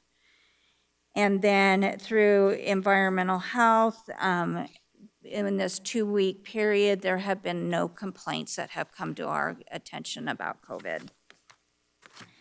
And then Jeannie usually provides the additional report. Can I interrupt something on environmental health, though, if I may? Just to put out on the record, while you haven't had any complaints, but could you address I'm having several restaurants and things because they're wearing the masks and telling me that their employees are getting sores in their mouth, because it's just so different. They're going to those face shields. So could you please just put on the record whether, even if it's the face shield that starts from under the neck and goes up, that can they or can they not use face shields and remain in compliance? So face shields are not recommended by the CDC. As you can see, as the face shields that come down, there's still the opportunity for the virus to be aerosoled out, and even with the ones going up, there's still that open space that the virus can aerosol. So at this point, the CDC is not recommending face shields. They're still recommending the masks. Thank you for that. I think an additional is that a face shield can be used in adjunct with a mask, because there is some research that says it can protect the virus from attacking the eyes. However, it is not approved nor recommended for use as a primary face protector. Yeah, I really appreciate that, because I think I see more and more proliferation of the face mask because it allows people to see people's mouths, obviously, and they feel more connected. But I just think even for the general public, we're not recommending it for them in the grocery stores and No, any of those. they're not recommended as primary protection at all. Right. So I just want to put that out on the record to help both the public. And does that mean that store owners should be telling them they have to have, they can't use that mask for compliance? That's really what I'm trying to get to. Is that a compliant mask?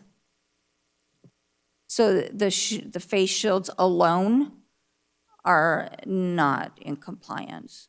You'll see in healthcare facilities like Dr. Pintar brought up that they'll use both of them in conjunction, and but it's not meant to be alone use. Can I interrupt? I'm piggybacking on what Mayor-elect is asking. The word compliance here is being thrown around. Are we talking about compliance with CDC guidelines or compliance with the directive that people should wear masks inside as the state has directed? I believe both. The governor's directive, I can't quote it, but it talks about masks as appropriate face covering, not face shields. Thank you, because I just want to clarify. Thank you. So I'm going to provide the rest of the COVID report today. Jeannie Freeman is involved with a mass casualty or a family assisted center exercise, and going through that so that we will have that plan put together for the Quad County. And these are, family assistance centers are stood up when there's a mass casualty. So it's an important exercise that she's doing this morning. So from September 27th to October 10th, within Carson City, there were 57 new COVID-19 confirmed cases. This is a 33% increase from the previous 2-week period, which was September 20th to October 3rd. The average age is 40 years, and the gender distribution is approximately even with 26 females and 31 males. Nikki, can I stop you for just a second? So those dates that you just quoted, so there's a overlapping week for those two periods, correct? Yes. Okay, Yeah, we do the 2-week lag. right, but it's not 2 weeks, 2 weeks, 2 weeks. It's going forward 1 week at a time, but a 2-week period. Correct. Okay. Correct. That's the way we do it, the way the state does it, and so that we're all on the same page there. 58% of the cases reported that their ethnicity was Hispanic or Latino, 40% reported as non-Hispanic or Latino. During that 2-week period, there were 2 hospitalizations. And what has been reported through our investigative process is that 47% had contact with a known COVID case, 27% reported going to a grocery or retail store, 20% reported going to school, 19% indicated eating at a bar or restaurant. So this doesn't mean that they absolutely got it in those places. This is what they have reported during the investigative process. And again, we need to remember that this is an interview, and so this is the information that is provided by the individual.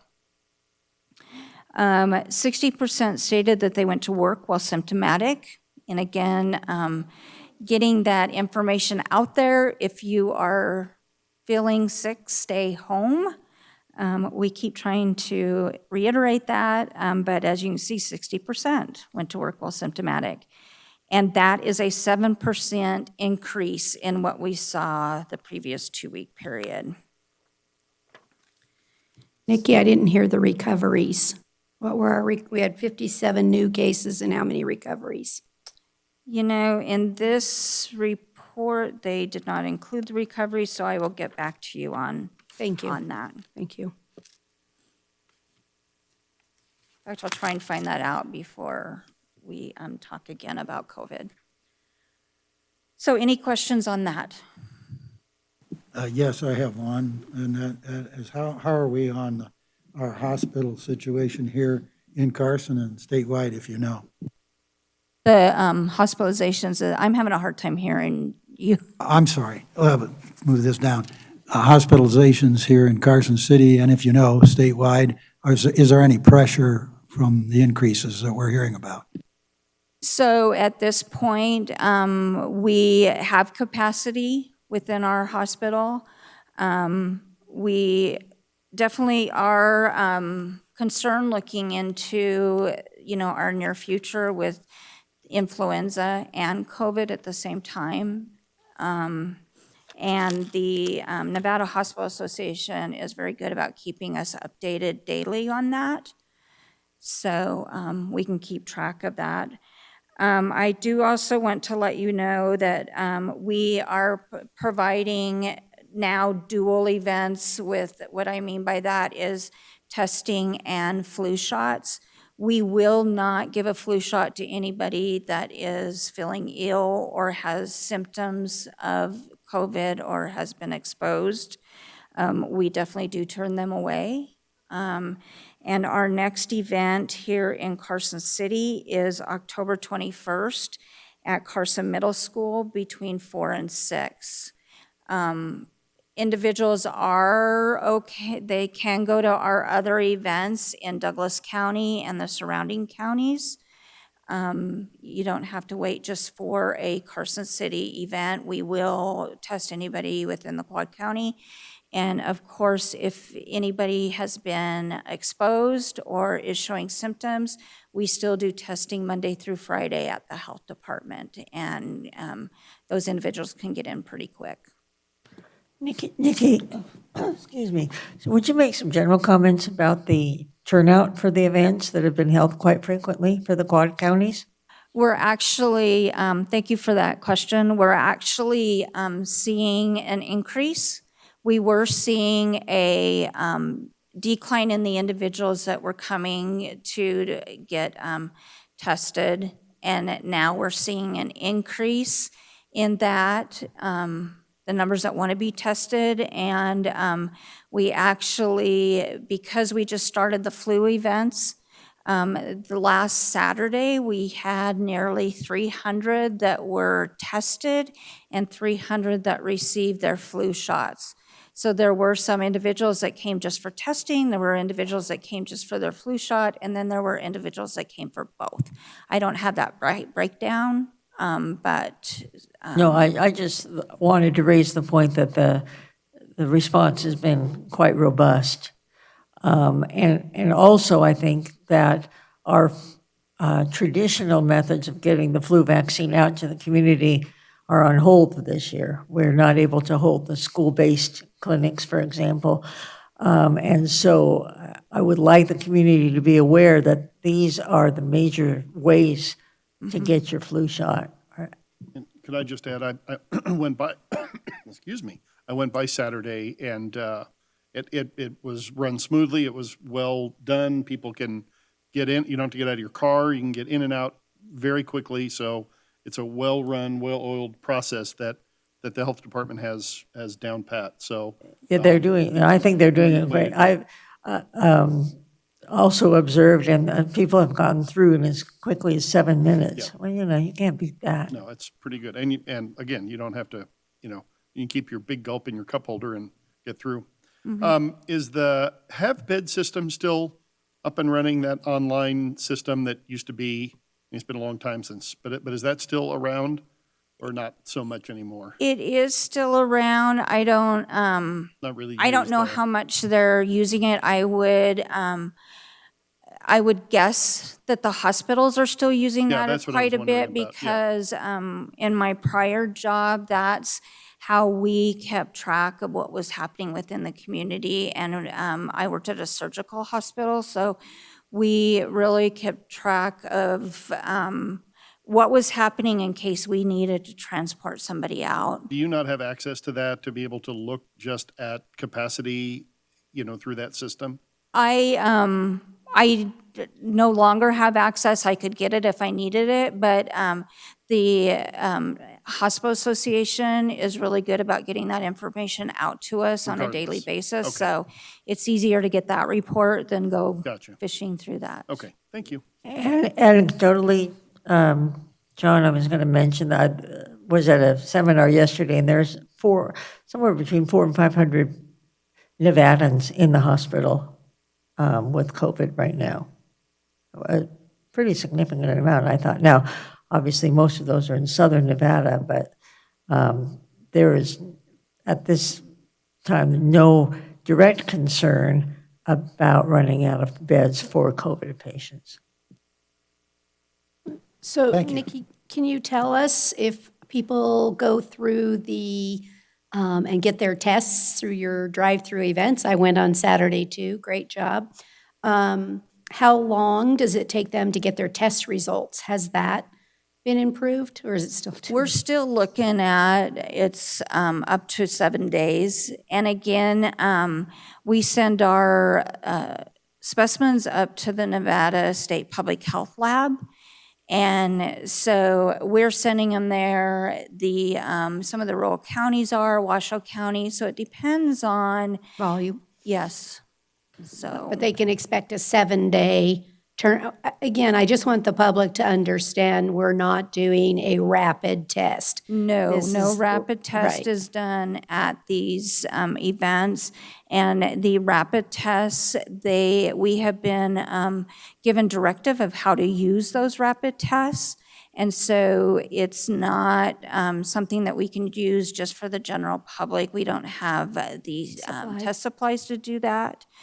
And I just also want to make a comment that the tests that are being done, it's that point in time.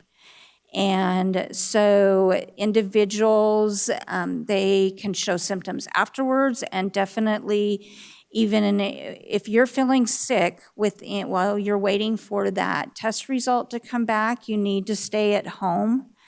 And definitely if you show up with symptoms of COVID, even after the test is done, you need to stay at home because you could have been tested before you had enough viral load to show up on the test. So your test could still show up negative, and if you start showing symptoms later, you still could have COVID, even if that comes back negative. You may have been in that pre-symptomatic phase where you did not have enough of the virus to test positive. And I've seen that happening with individuals. The symptoms that they have, I would say, yes, they have COVID, but the test that they took days before comes back negative 7 days later. But so I just wanted to get that information out to the public as well. But again, as you mentioned, if somebody does have symptoms, they can be tested outside of these drive-in clinics by contacting the health department. Correct. Correct. Okay. And then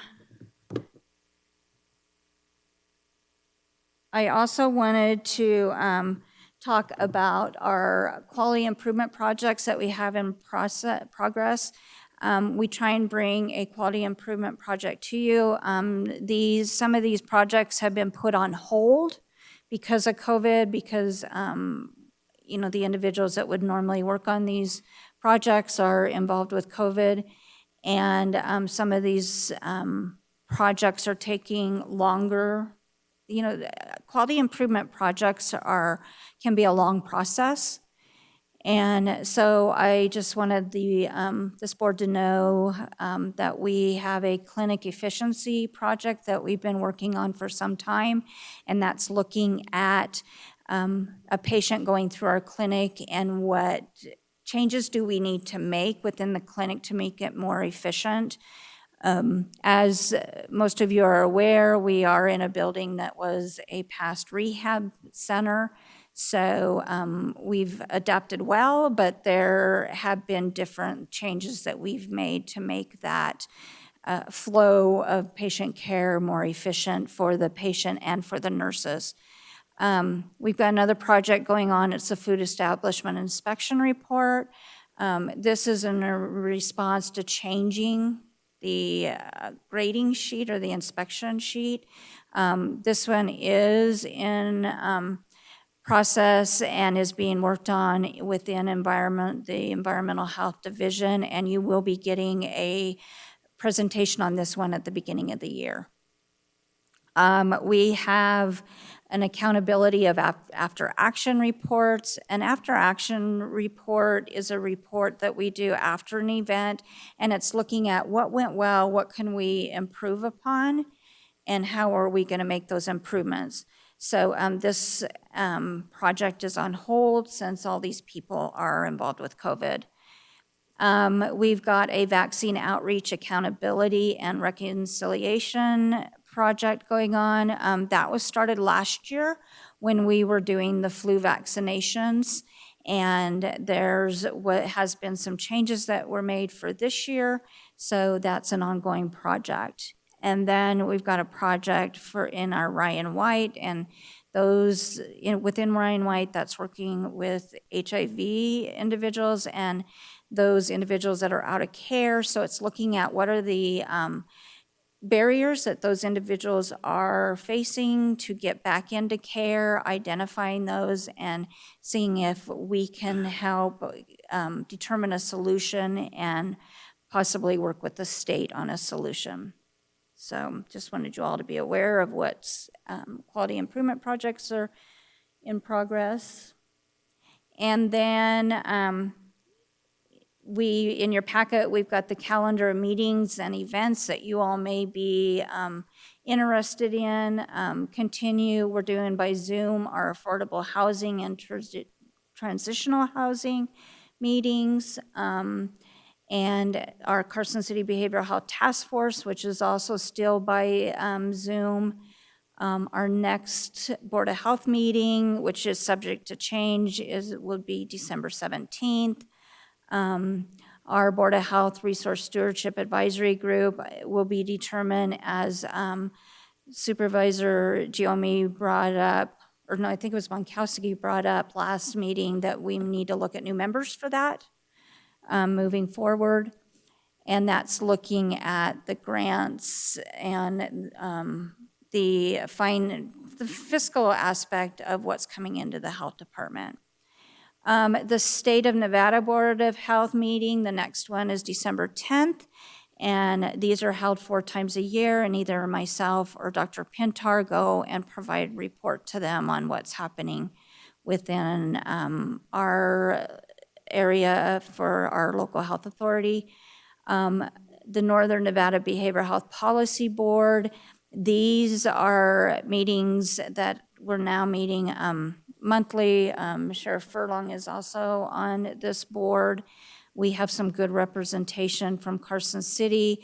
I can get you that meeting information if you're interested. These are open meetings, and they are conducted by Jessica Flood, who's our coordinator within our area, and it's looking at our region, which does include the 4 counties and also Mineral County.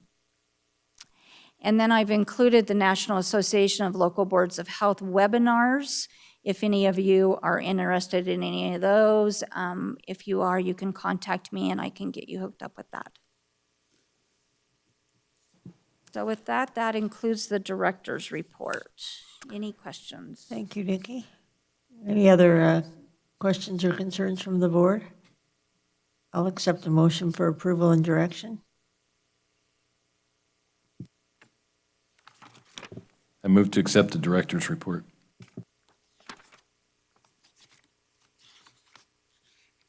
Did I hear a second? I'm sorry, I couldn't hear it. Motion and second have been made. Further discussion? If not, all in favor, say aye. Aye. Those opposed? Motion carries. Thank you. We will go on to item 18C for possible action. Discussion and possible action regarding, 18B, I fibbed. Discussion and possible action regarding the biennial 2020 report from Vitality Unlimited.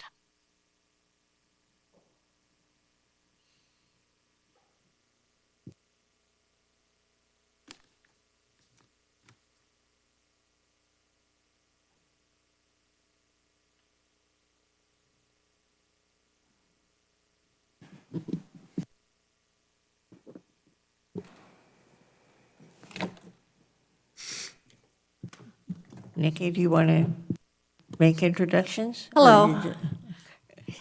I'm Judith Ricketts-Stuckey. I'm the manager for the Vitality programs here in Carson City, which includes the residential program that's housed at Health and Human Services. You see the report, or did you all get a copy of it? Mm-hmm. Okay. Did you understand it? Are there any questions regarding the report? I do have a couple of questions. Sure. Do other members of the board want to go first? One was, as part of the contract, the number of Carson City residents who are treated at the facility as a rolling number, and I didn't see that in the current report. The facility has what? the number of Carson City residents Oh, that are treated at the facility. It basically, because the facility charged nominal rent, I think it's fair to say that was a sort of a trade-off in service for rent. And so part of it was to determine that were Carson City residents being treated there? And in what absolutely. numbers? I think this is divided up where it says the number of Carson City Well, it says per that month. they're where they are, but as I understand from previous reports, people from outside of Carson City could come to Carson City and Yes. vice versa. And so, This is only Carson City people, how many we had in the Carson City facility and how many Carson City residents we had at Elko. This isn't so our when it total says, number of when it says residents. residential in Carson City, I'm referring to the second to the last column. That is, Yes. it is not total residents, it's only residents from Carson City. Right. Right.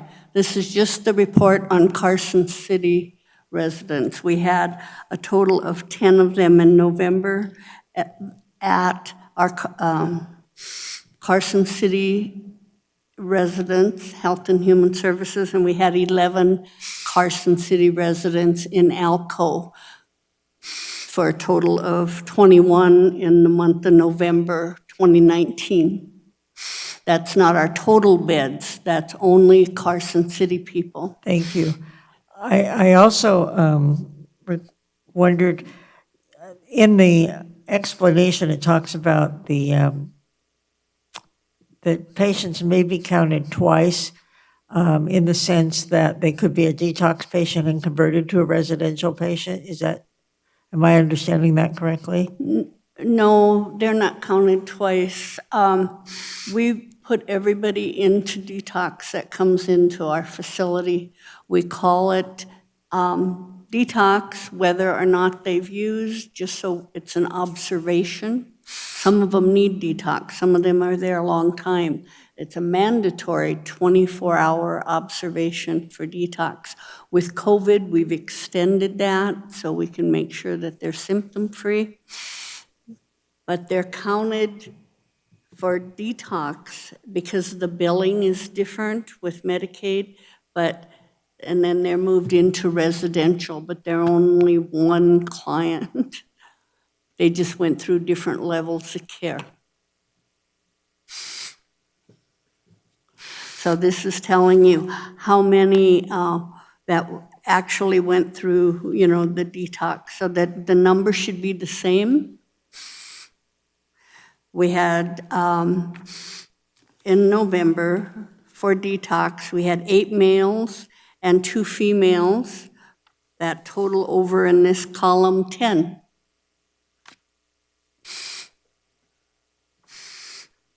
And the same number of them, 8 males and 2 females, also moved on to residential, but it's still just 10. Sometimes they come in and do detox, but they don't stay. They leave. So we're saying that in November, they stayed for treatment. Okay. And then can you clarify, when you, I noticed there's a civil protection custody, the CPC admits. Where do those people typically fall? I mean, do they go into detox? Do they go into residential? No, we don't classify them at all. We don't bill for them. They don't go in our billing system. So they're not on here. That's a different number, different total, and I have those numbers for you if you'd like them. Well, there's a column called CPC admits. That's what I'm at. That's why I'm. So, well, I don't know why it's called admits, but they're the ones that we did for that month, As you see, it dwindled after March. We haven't been taking them in because of COVID, but I have the numbers back to. No, I understand. I just wondered what it meant. I didn't understand what that column means. Okay. I still don't. That's how many were dropped off and that we housed overnight or for 2 days or whatever. But So they they're not weren't considered admitted to a detox level of patients? care. They're not detox They're patients? not detox. We don't medicate them. We don't, we just observe them, kind of let them dry out. We feed them, let them sober up. Then we do a blood alcohol level on them. If they can make decisions, if they're sober, then we discharge them per whatever the agreement was when they were brought in. If the agreement was that they'd be picked up by the sheriff's office, then they're picked up by the sheriff's office. If the agreement was they can walk out on their own, then we let them leave. Thank you. Other questions on this report? Yeah, I think I asked this last year when you were here, but just refresh my memory. Under what circumstances do Carson City residents end up going for residential treatment in Elko? Well, it would have to do with beds. We'd like to accommodate you as quickly as possible. If someone's being released from jail and we don't have a bed here in Carson, we will send them up to Elko. The other is referral requests. Sometimes the judges would like them out of Carson City. Okay. And they'd want them to go up to Elko. Sometimes it's parents, or, is that me? No, it's Judge Armstrong. Supervisor Giomi, I can chime in here if you wish. Yeah, I'd love to hear it, Judge. Thank you. So I've been watching to chime in here during this action item. Our partnership with Vitality, that's evidenced here in this contract, has really unlocked access to residential treatment for our misdemeanor treatment court and especially court participants. A large number of those Carson City residents treated in Elko come to court where we're looking for the quickest bed, the quickest opening, and we arrange transport out to Elko under our contract with them. So we get those free of charge based upon the agreement that's made with the city, whether it's in Elko, whether it's in Carson. Sometimes we prefer Elko for our participants because it takes them farther away from the people that might be willing to pick them up at the door, if they want to think about leaving early.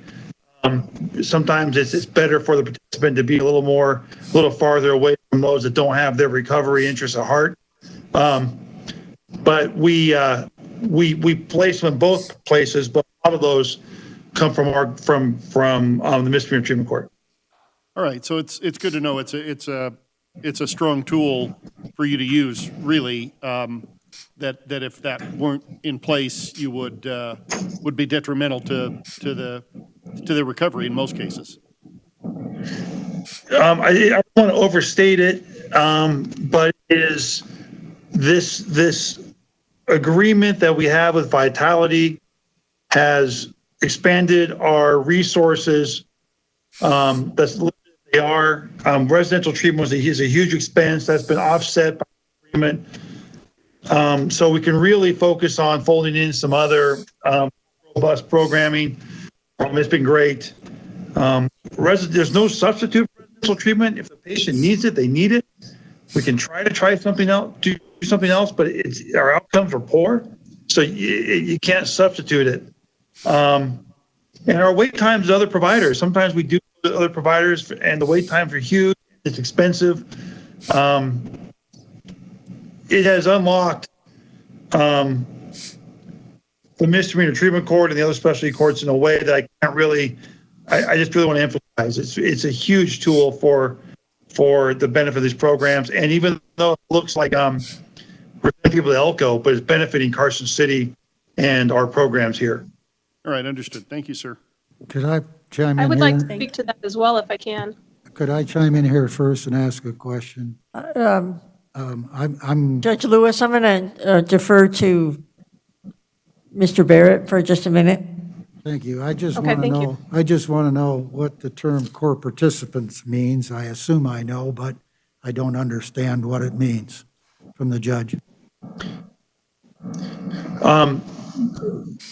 Supervisor Barrett, this is court participants are people who are accepted into and have elected to participate in one of our various drug court or specialty court programs.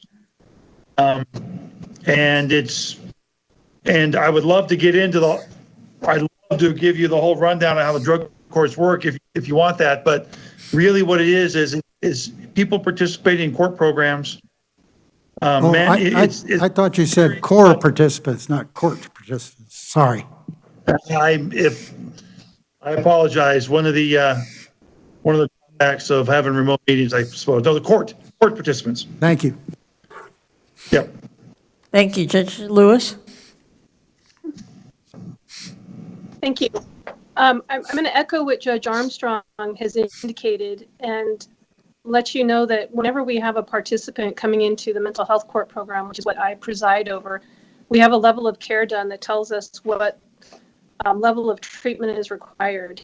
And as he indicated, if residential is what's required, it's really in the best interest of the patient to go and get that residential treatment. We do prefer them to be out of the community so they can focus on their treatment, successfully complete that treatment, then they come back and start the program.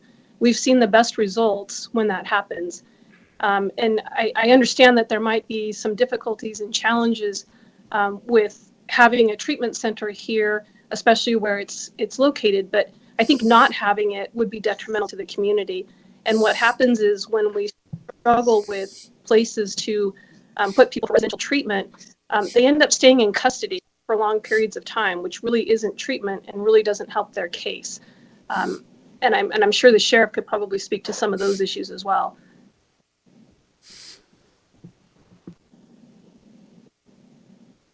Thank you. And I'm going to piggyback on Judge Lewis. One of the things before we had ready access to residential treatment, one of the things that I saw was when the wait for a bed date was so long, the proposed participants would do a calculus. And then rather than get out and participate in the program and change their lives, on that mindset, and they would elect to do their jail time and just sit in jail. And all research shows that for addicts, for criminal behavior, increased jail time increases recidivism and does the opposite of what we're trying to do here. But with this partnership now, the waits aren't there, the access is there, and we're getting a lot more people who are willing to do the program. And and it's a game changer. I mean, I can't put it any other way. It's a game changer having ready access, not only financially for the courts program, but just for meaningful access to treatment for the participants. Judge, may I ask you, either judge or both judges, may I ask you, since you're now seeing more rapid treatment that you're able to get provided, and you're indicating participants are willing to do it, are you seeing a better overall outcome in which we're reducing the recidivism? You're not seeing them come back to the court as often? I'm looking for the results. Are you seeing it to be of large benefit? This is Judge Lewis. I don't have a quantification in terms of numbers for you, but to again echo what Judge Armstrong just indicated, when you've got people that you can get into a residential program within a matter of a couple weeks or 3 weeks rather than a couple months, you've got people who are going to go to treatment. Once they go to the residential treatment and receive the appropriate level of care, and then they can come back and enter into your program. And our programs have sanctions and incentives, treatment, regular court appearances, and monitoring. And they're longer term programs. I mean, they're at least 12 months to 18 months, sometimes more, depending upon the case.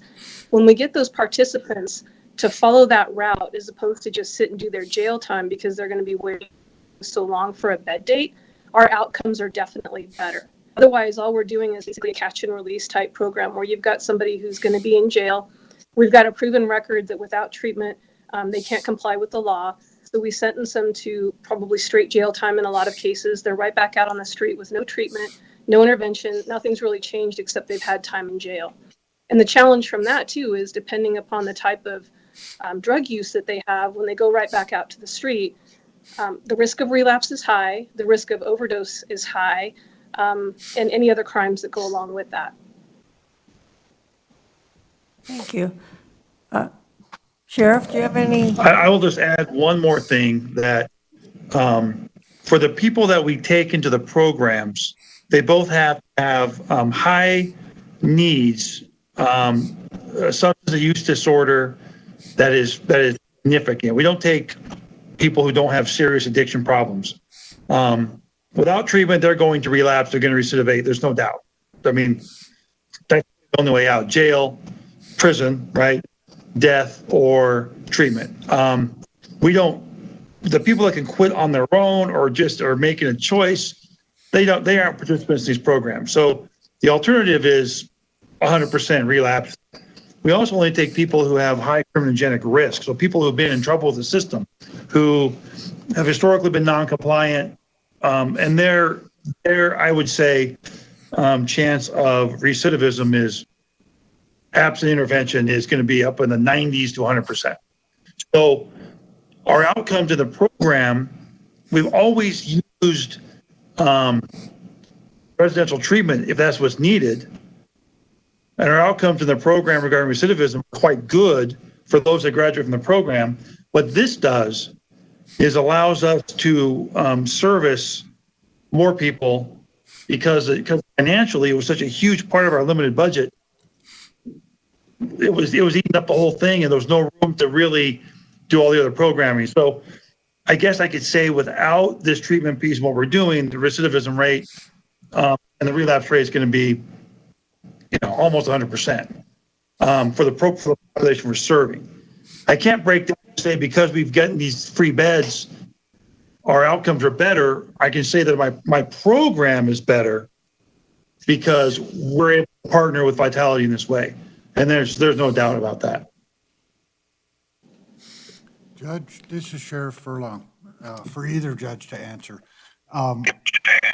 As you are programming the clients, and I know this takes the topic just a little bit off center, can the clients go to preferred places other than Vitality, which could skew some of our numbers?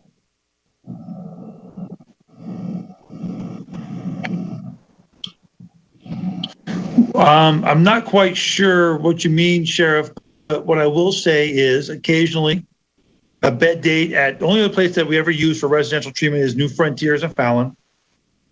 Occasionally, if someone has private insurance and for whatever reason they can't get into Vitality and they have a bed day within a reasonable time, once in a while, 1 out of 10 will go to New Frontier. But Vitality is our partner. We have a contract with them. We have a partnership with them. It's exceedingly rare. We don't rule anything out. Our relationship with Vitality is such that they're our primary partners, and it's based in large part for good reason on this partnership that the city has instituted with them. And I would agree with that. The affordability part is the key.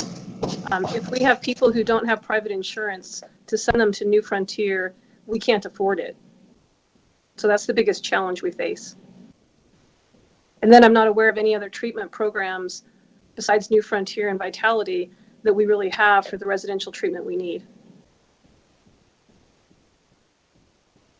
Sheriff, would you care to make any comment on the statistics that Supervisor was asking, recidivism or I know you keep numbers. We have developed a mechanism that provides our most team and other behavioral health officers with those top utilizers in the program. We share them across the spectrum of our collaboration.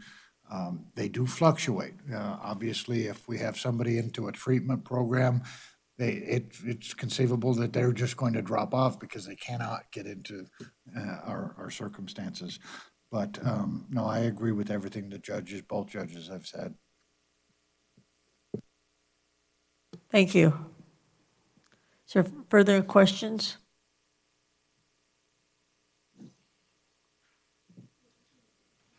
Can you, Judith, can you let me know? So is there an amount of time that, is it they can go the first week and they can have no contact with anyone else? And then after that, are these 30-day programs, but they can have contact after 7 with friends, relatives? What's the rule?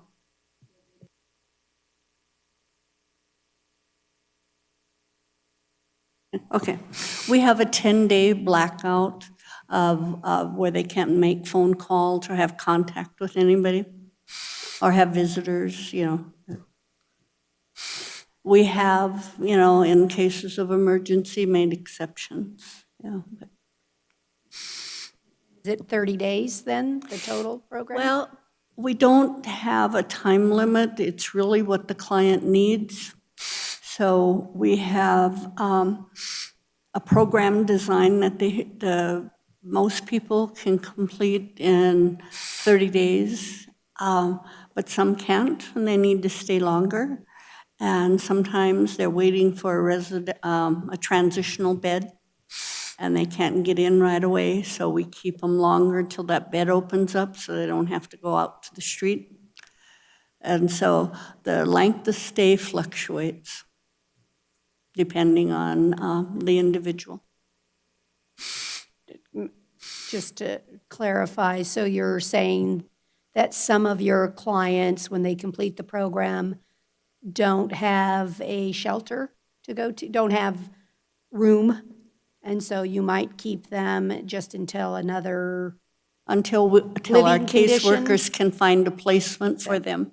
And it might be Crossroads in Reno, it might be someplace here, wherever in the whole place, you know, the whole area, there's a bed, but they're full, so they have to wait until that person's discharged so they can move into that bed.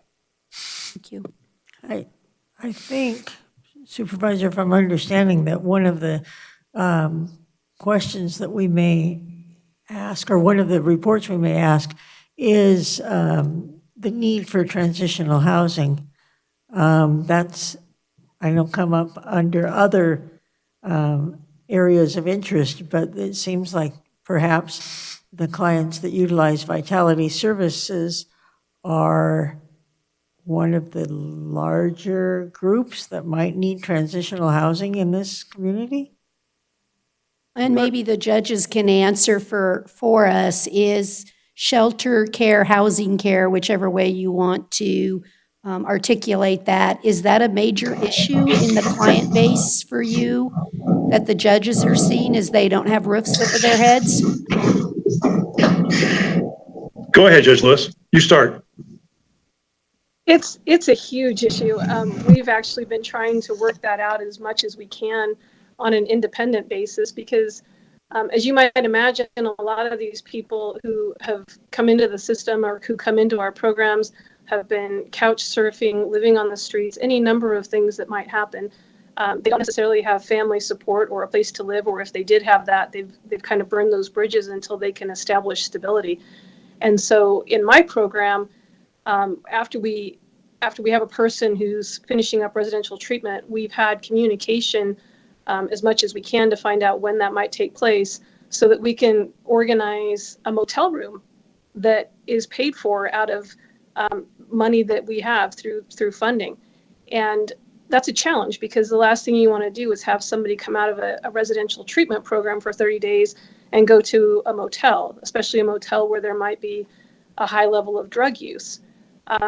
We have worked out some arrangements with the city and another person who's involved to contract with a house that's being rented and have some people who are able to stay there. But outside of that, we're basically trying to figure it out on a week-to-week basis as to where people are going to go. And it's a huge problem. Well, Vitality is well aware of the need for housing in Carson City, and that is something that we are exploring. Yeah. And Sarah is here to talk about what we have looked at in Carson City for resources and what we could do. And transitional housing has always been at the forefront of, what we can do, what we can afford. This is a good time for me to chime in with our partnership with Carson City. Mary Jane Oster has put together a transitional living program, and it's just starting, and it's huge. But there is, without a safe, sober place for people who are leaving residential treatment to go, the chances of them building on their successes in residential treatment are very, very slim. They got to be in a sober place. They got to be in a safe place. They got to have their basic needs met. Otherwise, there's very little chance they can build on those successes. So to answer your question, the need is huge, but I also don't want it. I want to make sure that we point out we've made a lot of progress in that regard, and there's still progress to be made. But thanks to Carson City, we've made a lot of progress. Spirit of Hope and things like that, and sober living homes that Yes. were. So if I can kind of connect some of these dots of what is being presented here. So the partnership that we have with the courts, the courts have a contract with Spirit of Hope for a home, and that is put forth through our CC Shares program, of which we brought the strategic plan to the board in the past. So that's where that refund money is what is being used to fund this. I'm just looking for it being coordinated, and like you said, that we get the largest result for what we're trying to accomplish. So like you said, I really don't want to see them languish taking up a bed in a residential treatment, because we need to get them in housing so that residential treatment can be used in that bed. And so I'm just trying to see that we're filling as many gaps as we can, and that we're transitioning, and then where are other gaps that we're not meeting. So I'm happy to hear that we're starting to fill in some of the pieces of the puzzle for continuum of care and success. That's, I guess, what we're really all trying to achieve. And again, Nikki, to provide some other information. So in the past, we had the men housed in a motel, and it came to our attention that they were not being successful in the motel. And so that is then where we started the conversation with Spirit of Hope, and that's how we got to where we're at today. And we saw that the women were being much more successful in a different type of environment. And so that's where this other house came from.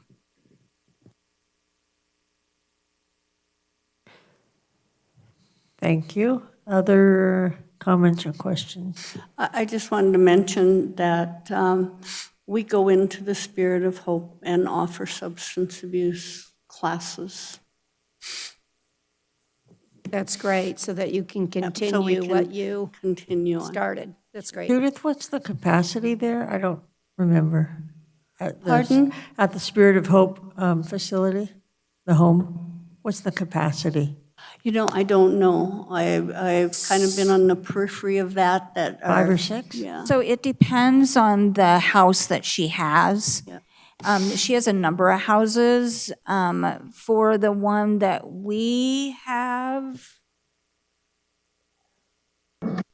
Mary Jane is 7, it telling looks me like 7. 7. 7 beds, essentially. Yeah. Okay. So her houses, the capacity, it depends on the size of the house and that. But she does have a number of houses. But the one that we to clarify, not a number are- of houses in Carson City, a number of houses in the area, right? She has a number of houses within Carson City, Oh, too. within Yeah. Carson City as well. But the okay. one that, like Mary Jane just gave us the symbols on, the one that we are directly involved in is a capacity of 7. Thank you. That's the one we're funding. And then the courts were again, referring them, or the court is referring them into Vitality Center to get their residential. Then that referral moves them to the Spirit of Hope, and they continue in their court plan. And that's the whole idea, right? Is that we're moving them along their court plan and the path, hopefully to success, but. The court has the contract with the Spirit of Hope. We are the payer source. Right. Thank you. Thank you. That went places I wasn't anticipating. I will, if there's no further discussion or questions, I will entertain a motion for acceptance of the report. I move to accept the report as presented. Motion and second have been made. Further discussion? Seeing none, I'll call for the question. All those in favor of acceptance of the Vitality Report, say aye. Aye. Those opposed? Motion carries. Thank you.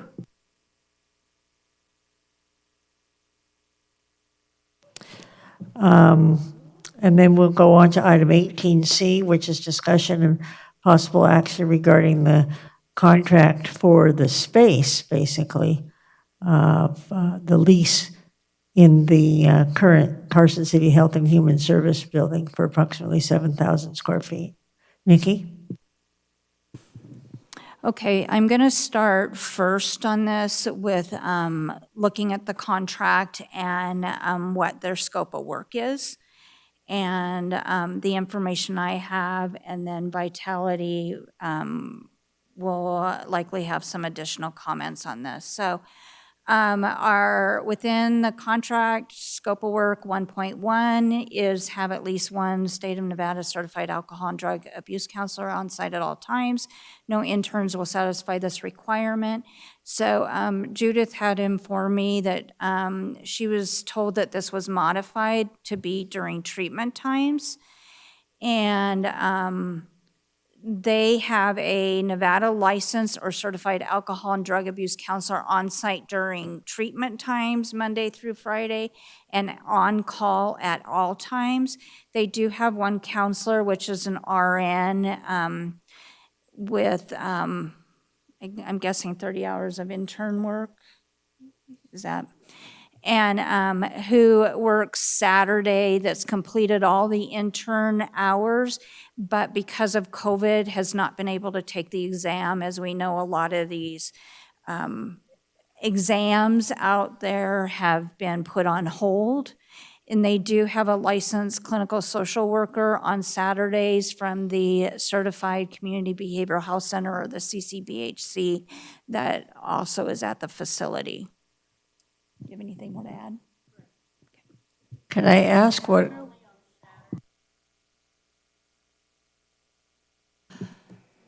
That only applies to Saturday, otherwise there's licensed drug and alcohol counselors on duty during all business hours, treatment hours. Jim Dyer is our Saturday substance abuse counselor. And like Nikki said, he's been an RN for 30 years and decided to become a drug and alcohol counselor. He has finished all his internship hours. He just has not tested due to COVID, but he's completed his internship. May I ask who is in a supervisory capacity on the other hours? That would be probably 50 hours a week that there is Charles license. Stuckey. And his qualifications He are? has an MA and an LADC. And myself, I'm usually there at the residential. I also am an LADC. So nights? Yeah. What? Overnight? I'm asking, no, I'm asking about the you're saying there's approximately 50 clinical hours, I guess I would say. The There's non-clinical no one- hours, which would be We do not have a licensed person overnight. That was what Nikki was saying. It was, I thought that had been modified in this contract to only be during treatment hours, but it says on-site at all times, so I'm. And so as far as supervisory capacities, am I saying it We do right? have Who else is supervisors there? on Yeah. all shifts, but they're not licensed. What are their drug and alcohol. qualifications? Well, they are trained behavioral health technicians, and we level them 1, 2, and 3, depending on how many training courses they've completed and how long they have worked with us. So they're all detox certified, CNA backgrounds.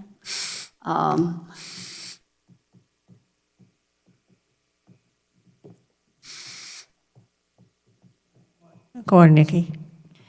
Okay, 1.2 is to prioritize individuals for placement from the city's referral system. And per vitality, yes, and wait times are minimal, and I think we heard that from the judges today. 1.3 is the CPCs, or the civil protection. Per the contract, it says 48 per year at no cost to the city. And the city has not been charged for CPCs for the last couple years.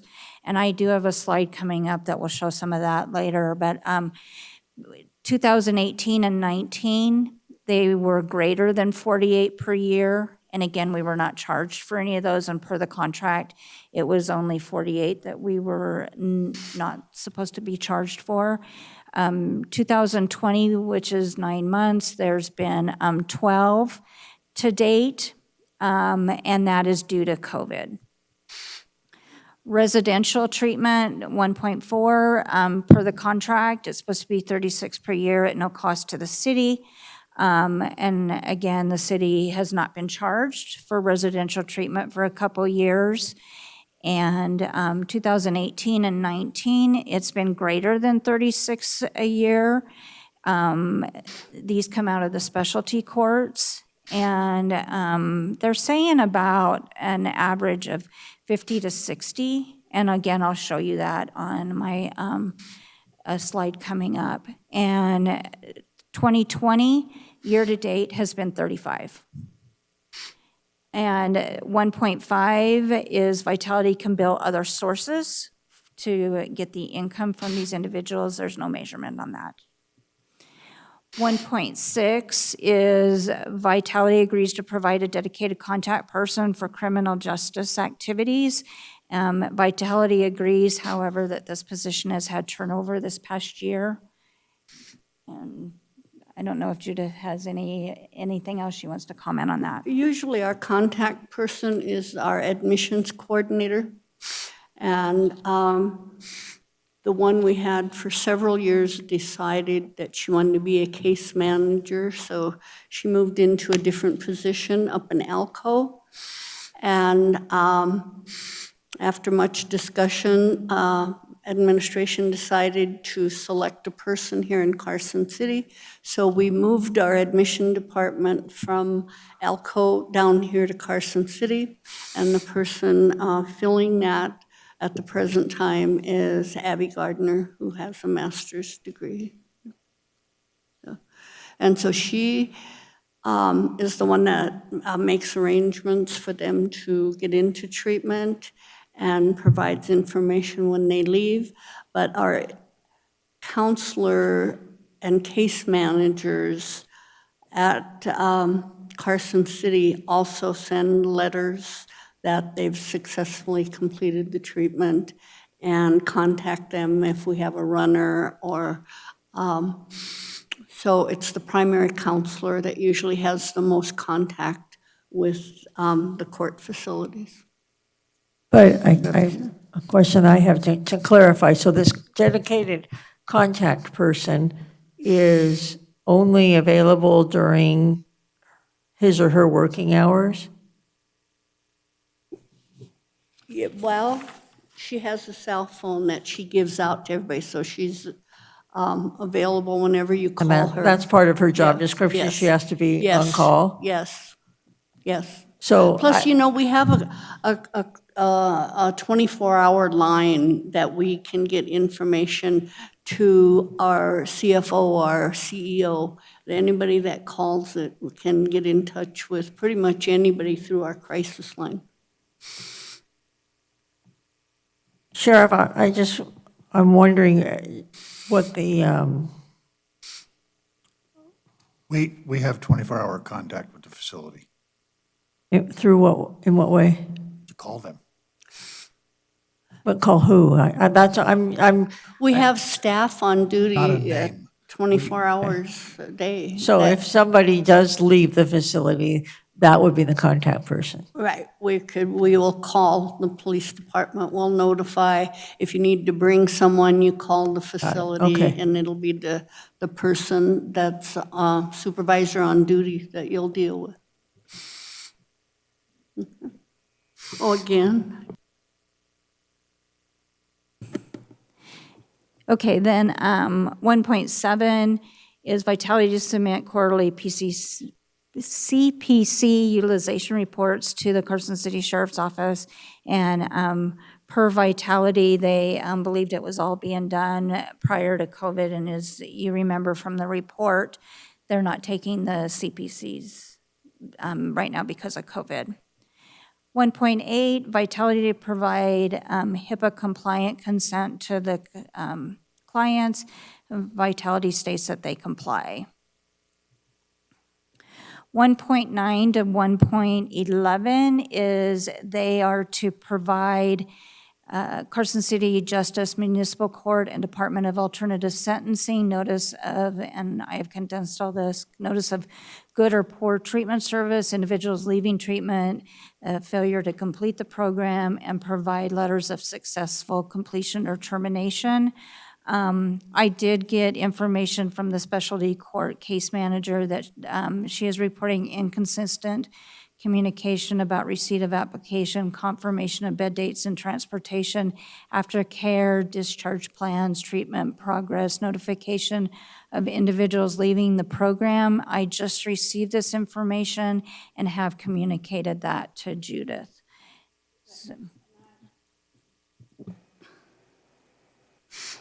I was aware of some of that because periodically I call and check. And the last time I did, she did tell me that there were some communication problems. As we traced it down, it was primarily coming from our Elko facility and not local here in Carson. I did pass that information on to the supervisors up there. Is that posing any issue for the courts? I mean, are we seeing that the court's unable to manage the client because of lack of information, or the courts have been able to be caught up and it's not of issue? I'm going to let the judges respond to this. This is Judge Lewis. We have Elizabeth Lawrence from the court who works with the Department of Alternative Sentencing, and also a case manager for counseling who communicates regularly with the programs. I have heard that there has been some inconsistent communication, which we would hope to have from both Carson Vitality and Elko Vitality. But I know whenever we contact them, we get the information we need, and we're pretty diligent about doing that just because, like I said, we need to have a game plan for when someone is leaving a program to where we're going to house them, and then also trying to figure out timeliness for getting them to the program from custodial status. So we do our best to maintain consistent communication and to follow up. Judge Lewis, so just to be clear, what you're saying is that the information's available, but the breakdown of communication has been the delivery of the information from Vitality to the courts, and the courts are therefore having to call Vitality to get the information? That would be accurate, but we're also probably always going to be following up to try and make sure we know when a person is coming out of residential treatment, because as was indicated, it's not always a 30-day program, and we have a weekly calendar, so we follow up each week as we staff cases to see where people are at in terms of getting into a program or finishing that program, so we know what the next step is. So we're pretty diligent about that. The communication is always important, especially if you've got somebody who If they're in the Carson City program or the Elko program, if they decide to leave, those are things we need to know about immediately. So that communication has to happen. It seems to me that there are a number of things in the contract that we don't really know are actually happening, because you brought that up several times. So I guess my question for Nikki is someone taking responsibility for managing this contract, or are we just assuming that what's supposed to be happening is happening?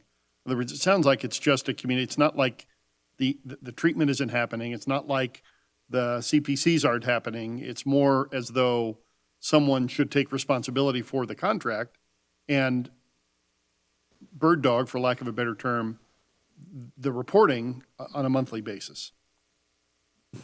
So the way it's set up right now, that would be me. I could say that I could do a better job of communicating and getting the measurements on this contract. It just kind of falls that, with all my other job duties. I think as we, if we go into this contract again and move forward, then I would like to see that this is also part of a report that is being reported on and included in these reports that are done biannually. Yeah, it almost, to make it easier to keep track of. That would make it a lot easier on me. And then the board is also informed. Yeah, I would agree with you, because all of the things I'd like to respond. I'm sorry. Yeah, excuse, that's okay. All of the things that you're talking about are things that I think this board would like to hear. Not just the courts and not just the sheriff. I mean, I think all of us want to hear that. And I think perhaps including a report format or something in the contract might be the way to go, because then you're capturing all of that information. And then one last comment, when this was renewed before, I believe I was at that Board of Health meeting. It wasn't on the board, and I don't recall why I was there, but my recollection is what we're talking about right now is exactly what we were talking about, or the board was talking about then. So, if we do go forward with renewing the contract, in my mind, it's just wrong of us to ignore those things over the course of 3 years and expect that unless someone takes responsibility for it, it's not going to get better. And moving forward, if we do go with, renewing the contract, I would like to work through these so there's some better measurement that are captured easier. And because, even that providing the HIPAA consent, it's, that's easy to check a box and say, yeah, we're doing that. But I'd like to see some better performance measurements that mean more sense. And I was just going to say that I agree that we do meet the first Friday of every month. Maybe we just need to add this review to our meeting. And I had not received any complaints that came directly to me about failure to report, except for the one time. So I'd like to be sure that the judges know they're welcome to give me a call and let me know that, and then we can discuss it, at our meeting. I didn't have that information. Well, I think the point is that if there's an agreement that Right. X, Y, and Z has to be done, then that is something that the contractor has an obligation to deliver. So, Yeah, exactly. Not to belabor the point, but that I think what we're feeling is that Vitality should have been a little bit more proactive in that sense. And also, to be fair, when the contract was initiated 6 years ago, 5 years ago, there really was no indication that it would require a lot of administrative time from the city standpoint, and I think that has proven false. I think that there is significant administrative time that Nikki is required to do. And that administrative time is a cost that I think we need to consider, even though it's not a firm cost, but it's certainly, her time is a cost, just like we would look for in any other grant situation, for example. Madam Chairman, I would like to belabor this point.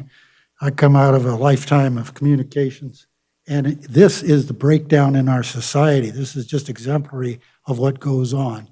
I don't know who's responsible. I can't sort this all out after this discussion, but this needs to be done, or we need to cancel and try something else. I'd just like to thank Vitality Center because this is a two-way street when you look at this contract. And I think they have been, listening to the courts anyway, that they've been providing a wonderful service. So I don't want to jump off the ledge here over some paperwork when the court has just assured me they're able to continue with the program. I want to thank Vitality because it also looks like you did not charge us for things in the contract that you could have. So I want to say that to me, we just need to button down the hatch a little bit. We can rework some components in this contract to create reporting forms. I think Stacy had a wonderful idea. You include that as an exhibit. So some things that we can do to streamline and make sure that the contract is meeting everyone's needs. So I don't think we have a lot of vendors out there and other choices, and I just don't want to lose residential beds because I think that will derail our entire successes that we've been having in the specialty courts. So I would be happy to work with you if you need that. But I think a few cleanups to an amended contract would be in order. So thank you. I would agree with Board Member Bagwell's comments. I believe that Vitality could have been a little more proactive in making sure that they're delivering the items required under the contract, and at the same time, I believe the city should have been more responsible for holding them accountable and reporting back to the board. So rather than throw the baby out with the bathwater, how about we just finish the bath and dress the baby? I mean, I think it sounds like some pretty simple solutions can be found to correct this, get it back on course, but that work actually needs to be done. As Dr. Pintar said, or Board Member Giomi said, these are basically the same topics that we talked about 3 years ago, and we just can't let that continue to not be addressed. So I haven't heard anybody say that the service isn't good and we're not getting the services we provide. It's little tweaks that we need to implement to make sure that we get this back on course. And I do have an additional question, Nikki. I don't know if you put this information, if it's still yet to come, but what is the value of a single bed based on the average stay through the residential service? I have a spreadsheet yet to come. Okay, thank you. I'll continue going through the items in the contract. The Vitality provide a biannual report to the Board of Health with components agreed upon. They did provide a biannual report in 2018-19. They did have just some minor things missing out of there, which has been since corrected. And this is the first report for 2020. And then Vitality agrees to attend the Carson City Board of Health as requested. They have attended as requested. They have never told me that they cannot attend. So here's what you're looking for. Now these are direct costs. There are many indirect. So when you look at the estimated rent in conversations with Supervisor or Mayor Pro Tem Bonkowski, it's about $1.10 per square foot, being that it's upstairs and the office, the space they have is 6,998. So that equates to $7,698 per month.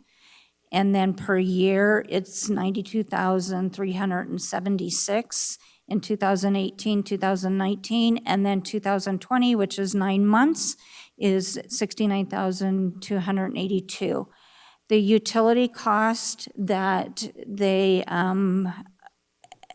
is for that space up there is approximately $2,563 per month. That equates to $30,756 for 2018 and 19. Which they are currently paying. And I've got that on the next line.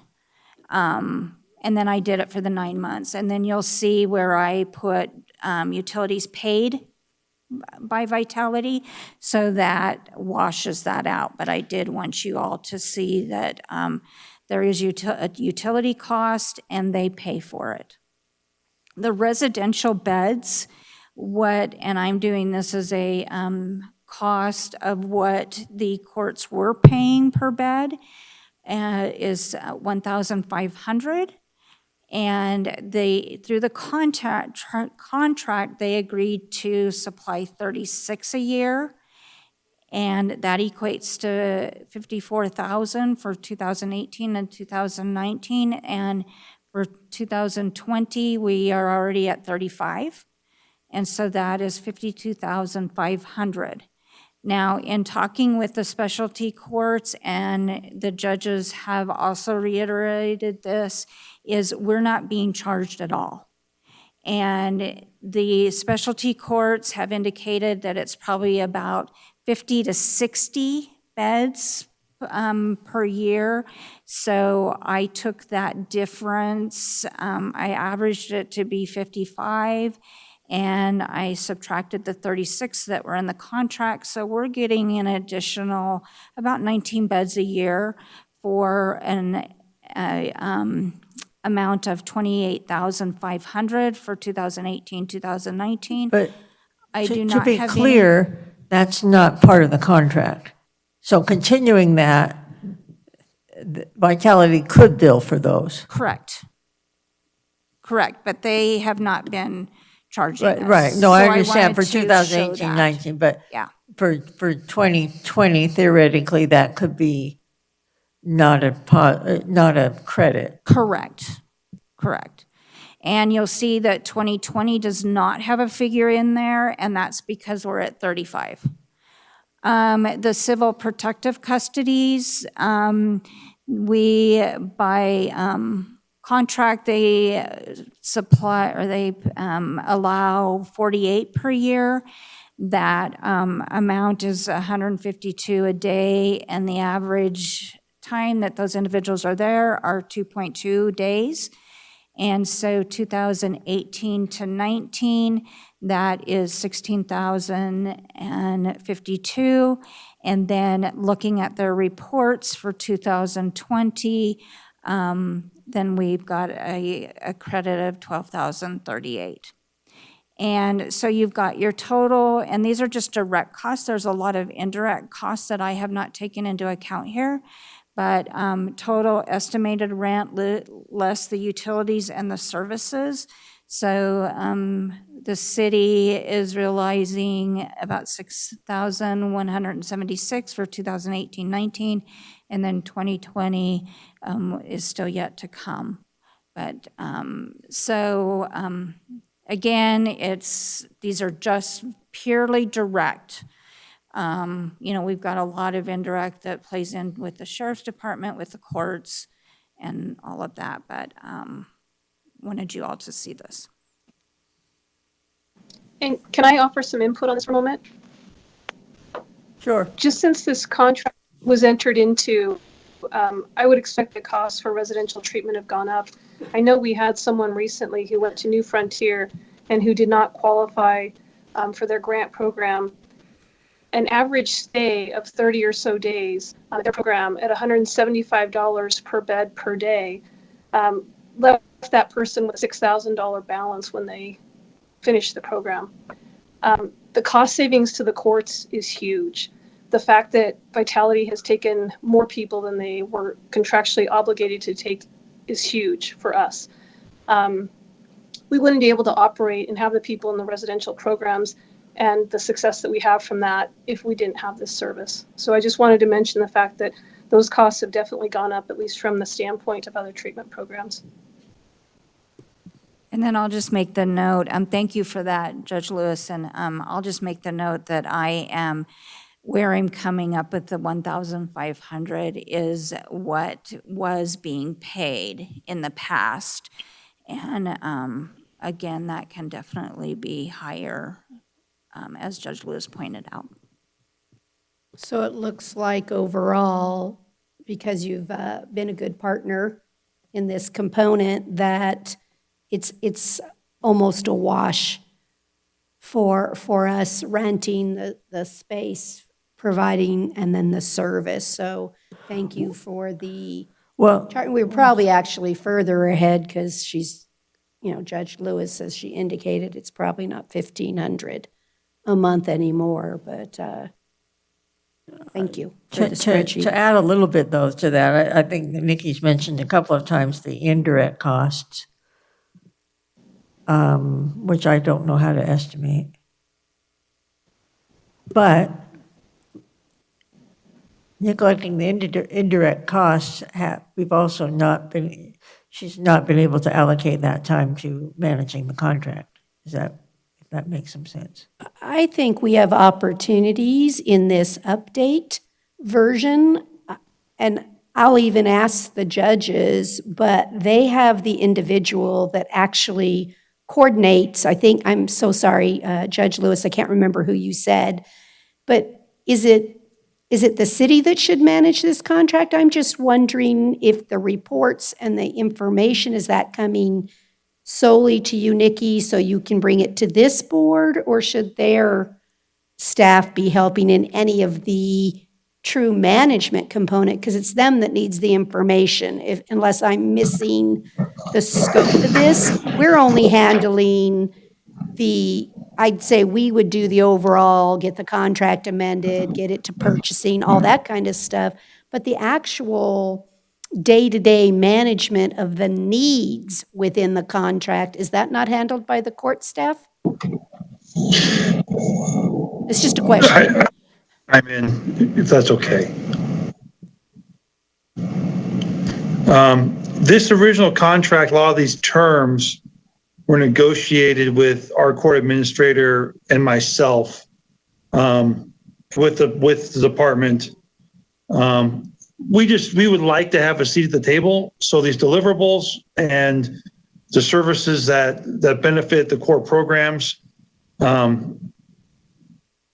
don't know if we should be managing the contract, but we definitely can pitch in reporting and if there's any further tweaking and negotiating going forward, we'd definitely like to be included because we want to make sure that it's going to, the service that we're getting is going to continue and that the city is happy too. I mean, we want to make sure that everyone's happy here going forward.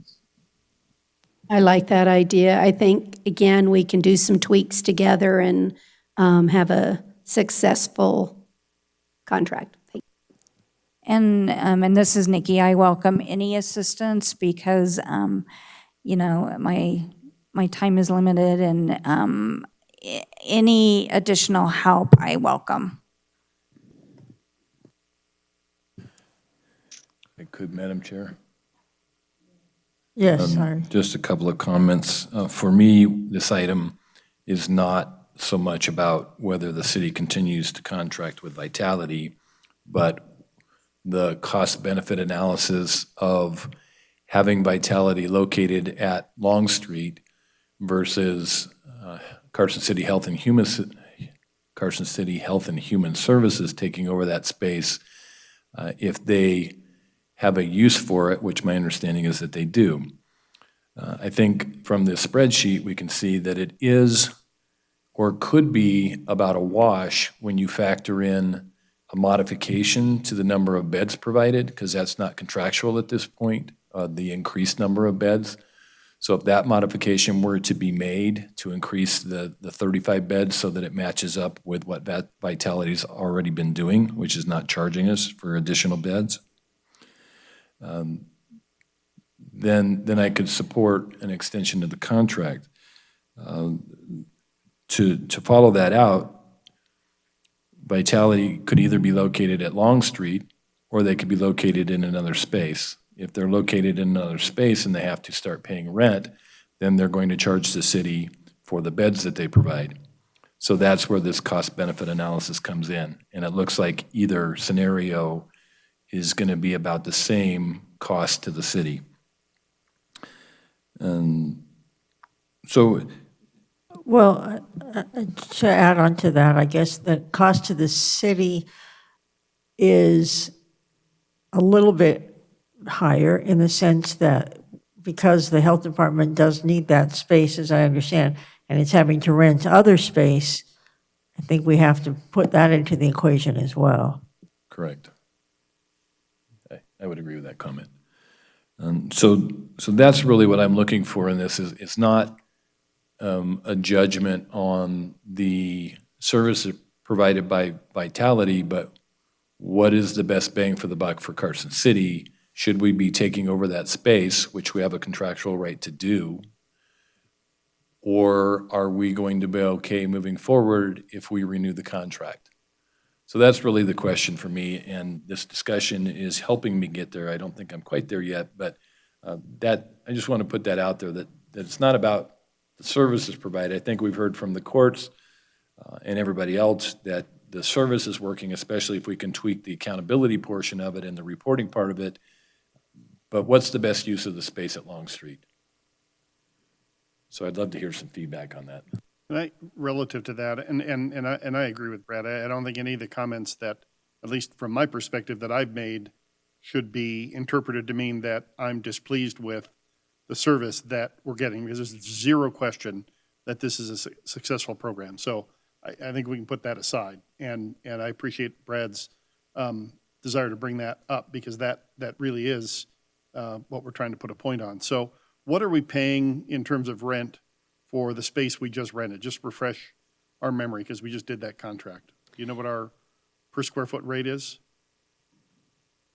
You mean that we're paying for another facility? Uh-huh. Yes. Yeah, because we're renting Okay, it. so at East William Street, and that is, so I haven't calculated out per square foot, but we're renting out 1,350 square feet, and it's $2,025 a month, and so that is $24,300 a year. 1,100 square feet, you said? 1,350. Sorry. That is paid with grant funds at this point, and we're looking at that we're going to need this space for 2 years. Other spaces, we are at the senior center in 2 of their rooms. We're not paying rent to the senior center. I'm estimating that to be about 800 square feet. And then we are at 1 room at Parks and Rec, and that's about 600 square feet is my estimate, and we're not paying rent there. Is the East William Street a gross lease? Are you paying CAMs on top of that? Is the 2020? It's total. 2025 is your total loaded rate? Correct. You're not paying a CAM charge on top? Mm-mm. So that's $1.50 a square foot that we're paying for office space. Okay, thank you.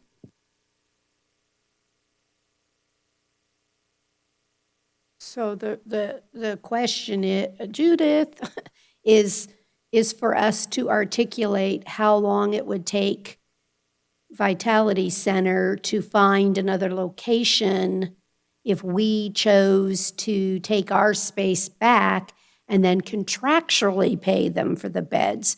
So how long of a time would they need to transition to find another facility in Carson City to replace their 67,000 square feet? So I guess that's the other question, right? Do they need a year to be able to go find another location and set up? Because we also don't want to lose any time of having beds available in the system. So can I ask one more question related to that? At least in my mind, of the residential beds and the treatment that you're providing, approximately what percentage of that are you able to recoup in insurance? In other words, so, I mean, if Carson City righteously should only be charged for that which you're not able to otherwise collect. So that's another part of that in my mind as well. If I may, my name is Sarah Adler. I serve as a consultant to Vitality Unlimited, and I have been engaged with them in the space question as we speak.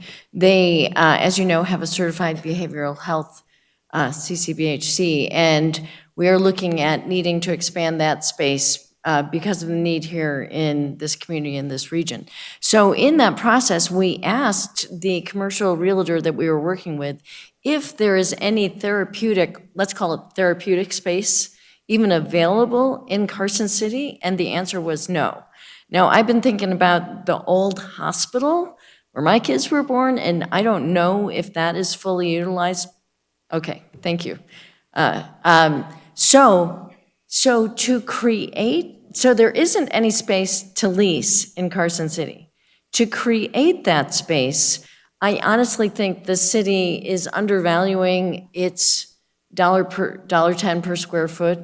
To get that kind of therapeutic space, I would be way more than that. Now, there are empty spaces in Carson City. You think about the Kmart complex and that sort of thing. And I innocently, as I was looking to expand their office space, thought, oh, this should be easy. It is not, and it's expensive. So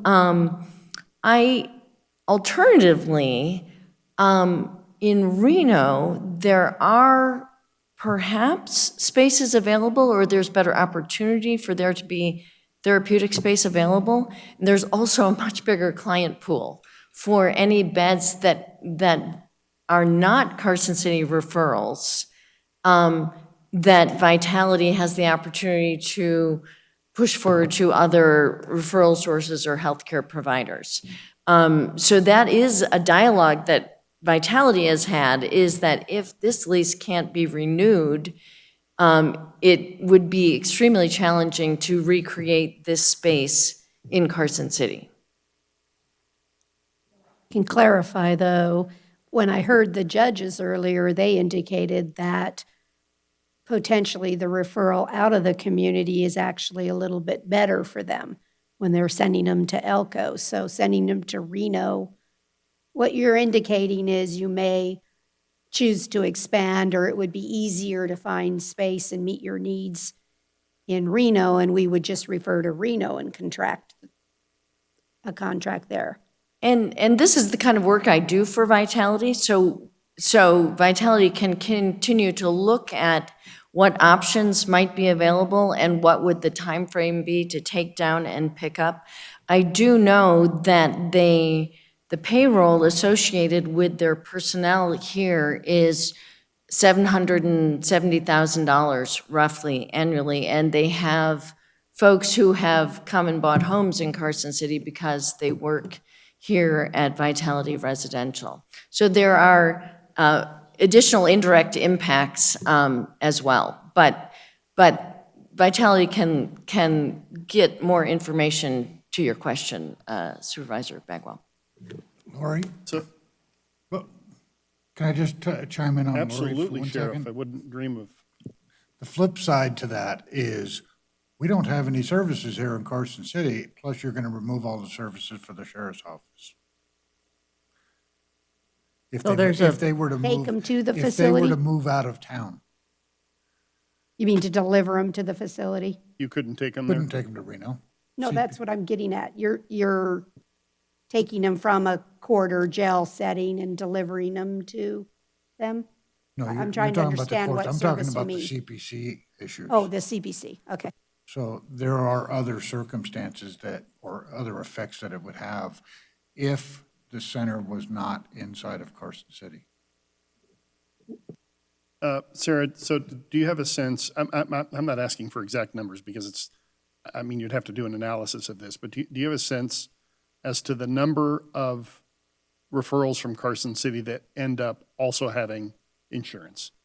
Do you have any kind of sense of that? I do not percentage? have that sense at this time, but it's certainly something that I am interested in to kind of connect a couple dots.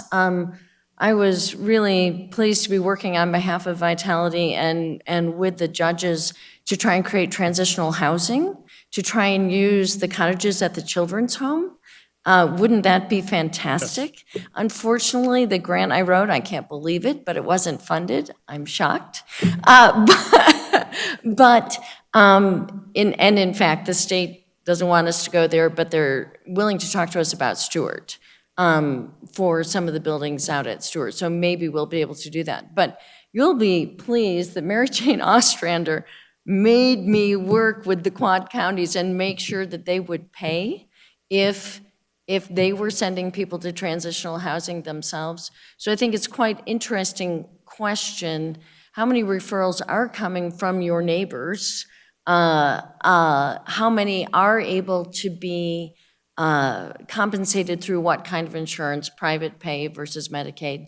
You know, what is the return? I do know, for example, during the first special session of the legislature this year, the proposal was that all Medicaid providers had to take a 5% cut because that's how we have to close budget holes.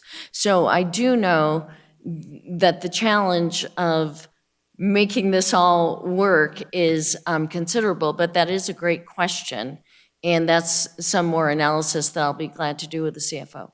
Yeah, I mean, I think it's completely germane to the topic because if we contractually agree that the city will either pay for or get up to 50 beds, and if we decide that we have to compensate them for those, there shouldn't be an opportunity for Vitality or any other provider to seek compensation from us at 100% if they're getting it from right. They're not going to Medicaid charge you at and 20%, Medicaid, right? So right. Yeah. Okay. Thank you. Yeah. No double dipping, unless it's a chocolate cone. Thank you.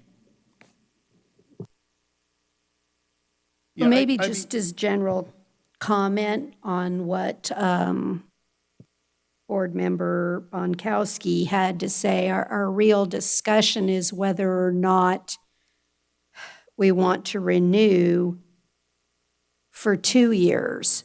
And it sounds like on the surface, we don't just want to do a renewal because it also sounded like we needed some tweaks, but there would be nothing preventing us from bringing back a 1 year as a new contract.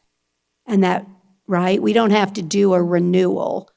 No, not that I understand. No, there's nothing in the contract I'm aware of. There's nothing that says it's an automatic renewal or anything. Right. Well, the question then for us really becomes, though, do we want to, if we were doing the renewal components, that's in a 2-year increment versus we could do a new contract and do a shorter time to have some of the answers on whether they could find another location in Carson City, to allow us to retake over our health department. And if they can't find one because we need the CPC services to be in Carson City, then we would be forced to find our own health department. I don't know which one's easier and which one pencils better, but I think we need a little time to digest that result. So this also has does this have a month-to-month holdover in this particular contract? No, this I don't contract think- expires December 31st. I don't think there's a month-to-month on it. We don't have a month-to-month holdover? I haven't, I can't swear to that. I haven't looked at it for that purpose. Yeah, I would, my suggestion would be that we do a new contract and not roll this over, because I think it's clear that we want to include some new language and maybe some templates in here. I'm not convinced that a year is enough time to solve this problem, given COVID issues, number one, and just the knowledge that I have about how difficult it is to find and develop clinical space. So I would not have an issue with, as Lori suggested, doing a new contract with a 1 year, but possibly an easy rollover to a second or even a third year, should that be necessary. So I think that would be the direction I would like to go with kind of the comments that we brought up today. And then I further would ask, the city manager to add this as a goal to explore possibly with a little bit of a task force that includes certainly the courts, certainly Vitality, and the health department on ferreting out what Brad said, as to what the best, because the 2-year agreement that we have on the lease is covered. So we've got a couple of years to decide, but at the end of that lease, that's the point at which I think, need to make a decision. And so that's the direction I'd like to see it go. Further comment? And yeah, I agree with both board members, Giomi and Bagwell, that I think it's going to take a little more time to sort through this and come to the right decision, and we do have that time. So I do think as well that we need to modify the contract in order to extend it. And so if we could direct staff to do that, to bring back a revised lease agreement for a 1-year period with a 1-year renewal, which would give us adequate time to, number one, get to the answers that we need on whether Vitality continues to occupy the space on Long Street or whether the health department takes that space over. I don't want to be pushing anybody out the door.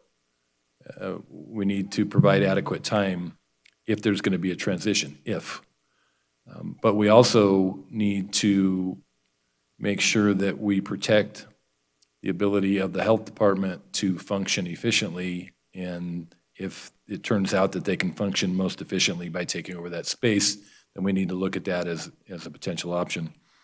And I know that there is some medical space available in town. I'm aware of a 5,000 square foot space. There may be more up at Eagle Medical Center. There may be more space that comes online with the new MOB up at the hospital. So I know that there is space out there. It was mentioned in the presentation that the $10 figure is based because it's second floor space and not ground floor space. But the point is taken that numbers may need to be adjusted on both sides, that the reality is that the cost to Vitality to rent space is probably going to be higher than $1.10 a foot. And it could be that the cost to the city for the cost of a residential bed is going to be more than $1,500. Those are the details that still need to be worked out when the lease comes back to us so that we can make an informed decision. And I think, actually looking, I think there is a month-to-month holdover. In paragraph 14, there is a holding over. So I don't want you to rush getting this back to us next month and have errors. So if possible, bring it back to us next month, but it does say they can do a month-to-month only and shall not constitute a renewal. So if it has to come in January, so be it, because I'd really like to get time for the courts and everyone to come together to get a good rewrite. So if you can get it next month, that's great. If we have to do 1 month of holdover, I'm willing to use the 1 month holdover to get a better product. Thank you. I'd like to comment now. Sometimes the best method of communication is keeping your mouth shut and listening, which is I've tried to do. My previous comments had to do with communications, and this is a hot button with me. One of the real problems of our society is we don't really listen and we don't really communicate when we open our mouths or put something on paper. And now I'm even talking about the English language. But regarding this, I want to tell the mayor-elect, I don't want to throw the baby out with the bathwater. I don't want to derail anything. It sounds like a good program. I just want this community to be well informed about what's going on. And from Supervisor Jones' previous comments and from my comments, I think you understand that this has been an ongoing problem with this particular contract. Otherwise, it sounds great on every other level. I'm not being critical of our director of the health department either, because She's had to be dealing with about 47 mountain lions with COVID. But I do feel very strongly that communication is where we're getting a breakdown in this United States of America today. That's all I have to say. I'll be voting with the majority, I'm quite sure. I think it's time to entertain Easy. motion.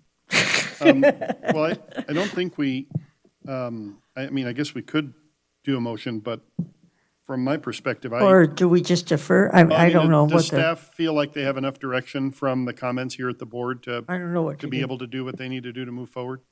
I do. Could we check with the judges too and make sure that they concur with the discussion here? Yeah. I'm here. Supervisor Bonkowski, what do you want to hear from me? I'll be happy to answer any questions. The discussion has been a direction to staff to bring back a new lease agreement with modifications for a one-year lease with a one-year renewal period so that we can gather more data and come to a conclusion whether the health department should take over the space or whether Vitality should continue to occupy the space or move out to another location. You're muted. It mutes automatically if I let it go. My thoughts are that the court would love to be involved. I think we need to be involved. We fully feel like the deliverables on the contract regarding the court's concerns have been met through the entire time, and even exceeded in a lot of areas. If this board is comfortable doing a 1+1 with more with more input, we're happy to give you whatever we can. I just would hate to see the end result be this resource leaving Carson City. That is an outcome that I really can't fathom.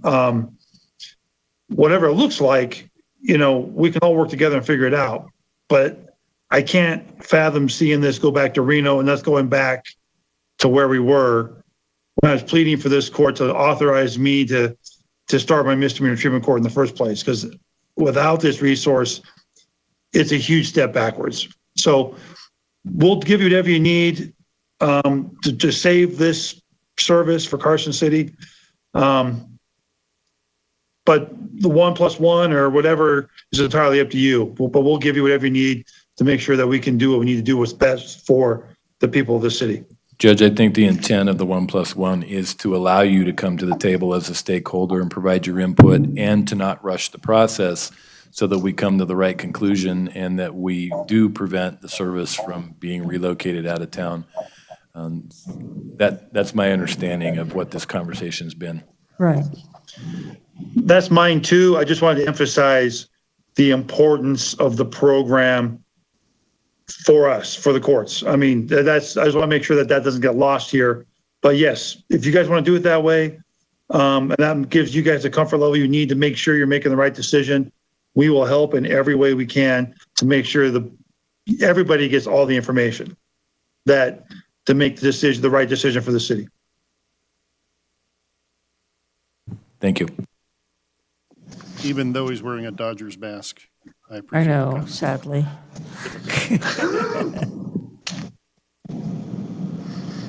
So what is the, just leave it.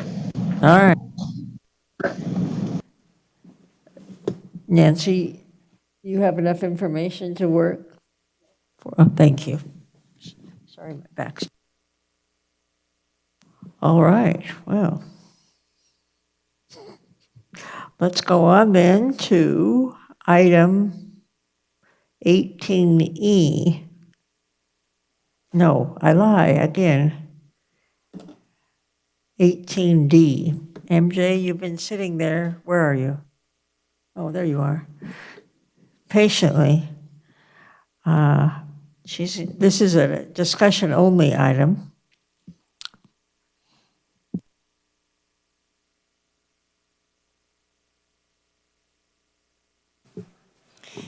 Mary Jane Ostrander, Carson City Human Services Division Manager, and I appreciate this time. I am on the Behavioral Health Task Force for Carson City, and we wanted to bring a project to you as information that we've been working on for the last year. We have Jessica Flood on the WebEx, and she's going to do the main portion of the presentation, but it is on the Columbia Suicide Severity Rating Scale. And we're excited about it. We think that it's a need in the community, and I will hand it over to Jessica. And while she's sorting through, I do appreciate the sheriff allowing most to be here as well for this presentation and backing us up. So should I be allowed to share the PowerPoint, or could I get that ability? Do you want that ability, or we have it right here? Yeah, no, I'm fine. Just as Okay. long as I see what's happening, that's no problem. Just so that I could do next slide. Perfect, perfect. All right, so for the record, my name is Jessica Flood. I'm Regional Behavioral Health Coordinator for the Northern Region, and I provide technical assistance to the Carson City Behavioral Health Task Force and other county task forces in Carson, Lyon, Douglas, Churchill, and Story counties. Next slide. So suicide is a topic that has been gaining increasing awareness and has really kind of had decreased stigma around it. It turns out that it's actually very common. Every 40 seconds, one person dies from suicide in the world. 1 million people die from suicide around the world, and 25 million people will try. So it's a really under-recognized public health crisis, partially due to that stigma. Next slide, please. It touches all sectors of society, and we often either don't talk about it, or it comes up as, especially I think in our first responders, we hear about specific incidences that have occurred. But definitely, so in law enforcement and in EMS and with doctors, there are heightened rates of suicide. And so it's just important to be aware of those higher risk populations. So in 2018, nationally, there were almost over 48,000 suicides. You can see the breakdown here. The majority are from firearms, but you also see some from overdoses, et cetera. It is one of the top leading causes of death, and also in specific populations. Next slide.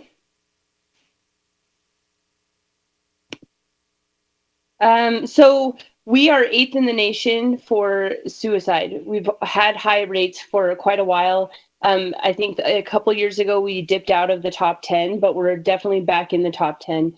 And as a region, like I was saying, you know, we've heard about quite a few suicides. Down in Douglas County, they have a suicide prevention task force, and they've seen increased suicides. And I'm sure the sheriff can speak to Carson City and most who will also be participating in this presentation. We're first in the nation for seniors, and then also have really high rates of suicide for our youth and younger populations. Next slide. So we just wanted to give a general awareness about suicide. One thing is that suicide is often very preventable. It's just that many people don't feel comfortable asking the question. There's this great assist training that kind of leads you through how to talk about suicide. And they say that a lot of people give clues about feeling suicidal or wanting to attempt suicide. But often we ignore those clues. We're not aware of them, or we're just really afraid to ask about that question. But it's found that most people have a lot of ambivalence around suicide. And if you can manage to broach that question about feeling suicidal, develop a plan, anyone listening to this could prevent suicide. Next slide. So these are just more pieces that people that have depression, anxiety, mood disorders, substance use, conduct disorders are like really high, strong factors that are found in suicidal individuals. And, we're lucky because we've really got some resources set up, especially for youth now. We've got the Safe Voice program that allows people to reach out, as well as some hotlines. And, a lot of people, they blame people who have tried to, who have attempted suicide or have completed it. And they've found that people, it's very painful to attempt. It's actually really scary. And really suicide it's for people when they feel like there's no other option. And so by being able to intervene with these people, you're often able to like show them that there's other perspectives and options and ways forward. Next slide. And so here's some more. Anyone can end up being suicidal, especially we've seen during COVID that, there's a lot of stressors that can happen when you're unemployed, when you feel like there's no other way out. And so it's really important for, all of our stakeholders and providers for people to feel comfortable asking about suicide, just like, if you're asking if someone has brushed their teeth. And that takes a little bit of training, and we'll be talking about that. Next slide. So the Columbia Suicide Scale, which we'll get into, really focuses. It's a very simple scale, and it is effective.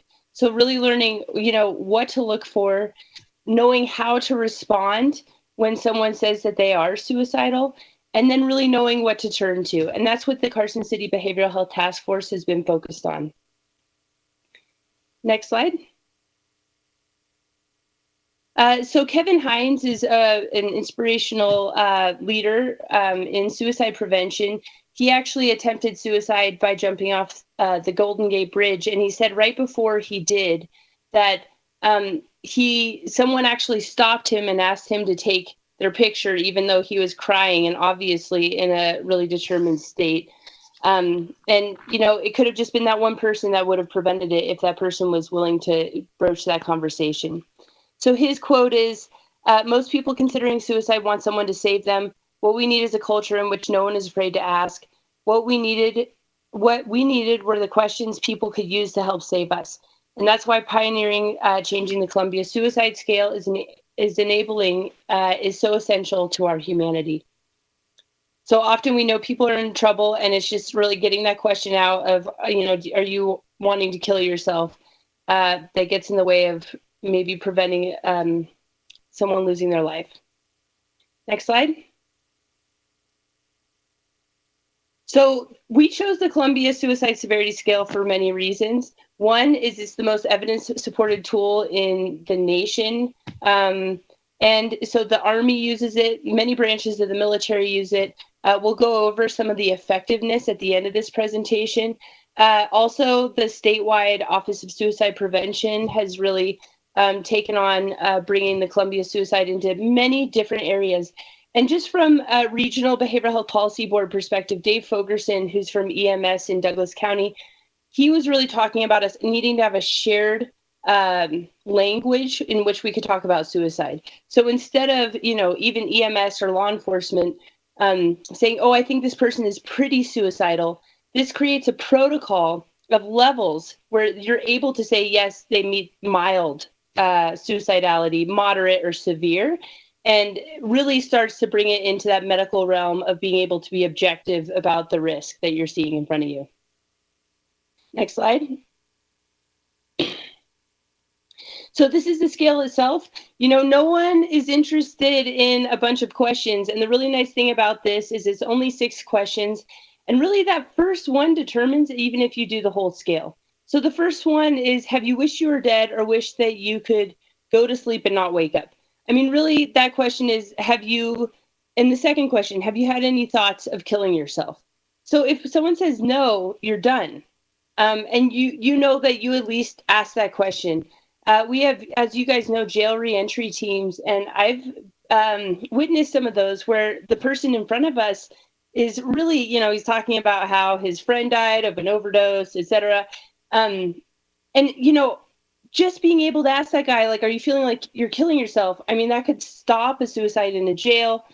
So there's a lot of benefits to this. Next question, or next slide. These are the questions up close, as you can see. So if someone indicates yes, then you're really looking for specificity. How would they do that? Next slide. Have you had thoughts about it? Do you have a specific plan? And have you ever done this in the past? We get a lot of unnecessary holds for suicide, and then we get ones that people are not placed on holds for it. So this increases the accuracy of really being able to assess a suicidal person, and prevents unnecessary hospitalizations if someone does not meet that threshold of needing to go to Mallory Crisis Center. Next slide. So the MOST team is going to talk about this. This was a lot of work done at the Carson City Behavioral Health Task Force because we found that people didn't want to ask the question if they didn't know what to do with the person in front of them. So Becca and Dawn, if you want to go through this. For the record, Don Gibson, I am the Behavioral Health Peace Officer for the Carson City Sheriff's Office. And my partner, Becca Bach, LCSW, and together we make the mobile outreach safety team for the Carson City Sheriff's Office. So we are here in support. Dawn and I are also part of Train the Trainers for the rollout of the Columbia for many of the agencies, service provider agencies. And you can also consider it an anti-stigmatizing campaign, really, because we need to ask the question. Many people in our community feel uncomfortable asking that question. That's a question we ask in our job every day, but there's service providers have a hard time asking that question. So during the training, people will become comfortable asking the question, and they will also be able to ask their family, friends, colleagues the same question, which is very important. And again, we can combat the stigma of suicide. So as Jessica said, we put a lot of work into, yes, you're going to ask the question, but then what? So if a person says they are suicidal, the line staff has to be prepared to sit with that person and figure out a plan. So if a person is in imminent risk, which is the red area, we use Mallory Crisis Stabilization Center. And obviously, if a person is imminently at risk of suicide, they would need to call law enforcement, or if the mobile outreach safety team is available, we could also transport. If Mallory does not have a bed, that person would be transported to the ER, at which point they'd have a medical clearance and transported to Mallory when there's a bed available. If a person is at moderate risk, we rely on heavily on our CCBHCs. We have 2 of them in Carson City, so they are there as a crisis unit as well, but a little lower level than Mallory. So we try to divert from Mallory when we can, when a person is in a moderate risk area where they're able to contract and have supportive services around them, and also use the crisis support services of Nevada. And then there's also the people that come out into the mild. And we would just be prepared to give outpatient referrals to those folks. So that pretty much spells out for how we'll be doing the training with line support staff. So they're becoming more comfortable asking the question, and then once the person answers, having the appropriate referrals. Becca, I have a question for you before you go on. Reading through the chart here, what I don't see is grief impulse. So is that a significant portion of suicide attempts as opposed to somebody with mental health issues or substance abuse issues? So I think any of these assessments are moment in time assessments. So if the person is answering yes, and it's just moment in time. So if it's brief impulse, if their impulse at the moment in time is yes, we have to act accordingly. So all our assessments that we do are moment in time. So if they answer yes, we have to act to protect. So you feel that this system does account for people who might be suffering from grief impulse as opposed to substance abuse and mental health issues, long-term mental health issues? As long as they're answering Honestly. Because Right. honestly, we do lose people to suicide who aren't honest with us. Okay, thank you. And then I'll add to it from Jessica, you're muted if you were wanted to comment there. Oh, I was just clarifying also. Yeah, it doesn't matter what the reason is for this. It's more the outcome of, like Becca said, it's very cut and dry. I'd like to add too, I think from my perspective, Becca and I, the most team, we do sit on the Behavioral Health Task Force as well. And I think one thing this offers as well is not necessarily from a law enforcement stance, because from law enforcement stance, we have a certain way of asking our questions and doing the assessments that we do and figuring out what level of care that individual needs. But this forum here, giving somebody the tools and the training and the knowledge to I think it will instill a little bit of courage in people to be able to be comfortable with asking that question. And most importantly, I think in society, the reason we don't ask that question is because we don't know what to do if they say yes. And I think this assessment tool here provides that individual, maybe a secretary or administrative assistant, that the community service provider, if they see somebody that's having a crisis or their disposition is such where they think they might need some help, well, and they enact this assessment, it very well could save someone's life. May I ask, what is the plan to roll this out? Are you meaning just to all the sheriff's office, all our first responders? Are you going to maybe even take it to the nonprofit organizations? Because I think there's a lot of casework that happens in those environments that this also might be beneficial. My understanding, for example, is community service providers such as Fish, Ron Wood Center, according to the city in the talks, that there are certain departments, if the directors of the departments want their staff to be trained on it, then certainly it would be open to those city employees as well, and then also private service providers as well. That's my understanding. Correct me if I'm wrong, Becca or Mary Jane. Mary Jane says Yeah. yes. And also, like Carson Tahoe uses it, so that kind of provides that shared language. And Dave Calario with the Carson City School District, I know the social workers are familiar with it and use that for their risk assessment as well. So it's already being adopted, but we definitely have some training to do. Specifically, specifically targeting, can you tell us about any efforts specifically targeting the older population, since Nevada is unfortunately very high there?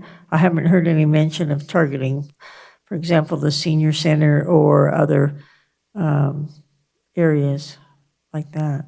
I think the intent was to really target any really community service provider, regardless of senior center. If they provide a service to the community, that opens up an avenue or an opportunity for somebody that has a little extra training in this area, if they're providing a service and they're dealing with somebody. So I would have to, from my perspective, I think that from a task force perspective, that would include reaching out to the seniors, the care facilities and things of that nature as well. That's a very good point, because many of our seniors are homebound, and we have, through the senior center, excellent case managers that go out to those folks. And if they're trained on this, they'll be asking those questions.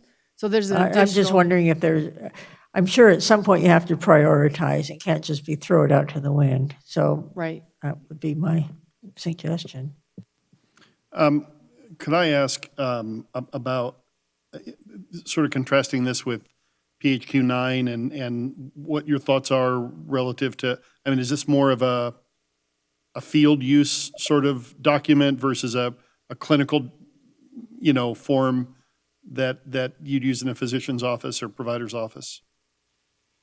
I think it's for non-clinical staff, so we'd love to roll it out in like the primary health care providers as well, because they see the vast majority of our folks. So brief solution, this is like brief solution. We're hitting with those questions. We can save a lot of lives asking the questions. So would you say it's better than a PHQ-9, or if a physician's office or a provider's office is routinely screening using a PHQ-9, that would be, they should continue that? I mean, you're not really... I think we're just looking for consistency throughout the community. And I can't speak to which one's better clinically. Becca, yeah, and it's not a better thing. We need both. So PHQ-9 measures depression, but but it's not going to get that suicidality. So it's very similar to PHQ-9, but more easily used. Okay, that's a good description. Thank you.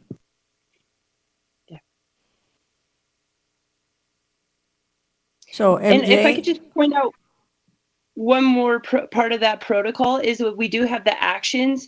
So another part that's an issue is not only what do I do, but how do I respond to that person? And so we worked really closely with the Office of Suicide Prevention to put some caring quotes in there that people could use. Really, the bottom line is that, you know, like you're a human, they're a human, and to just be caring in that interaction. thank you. Okay, so I understand the purpose, well, no, I understand the scale.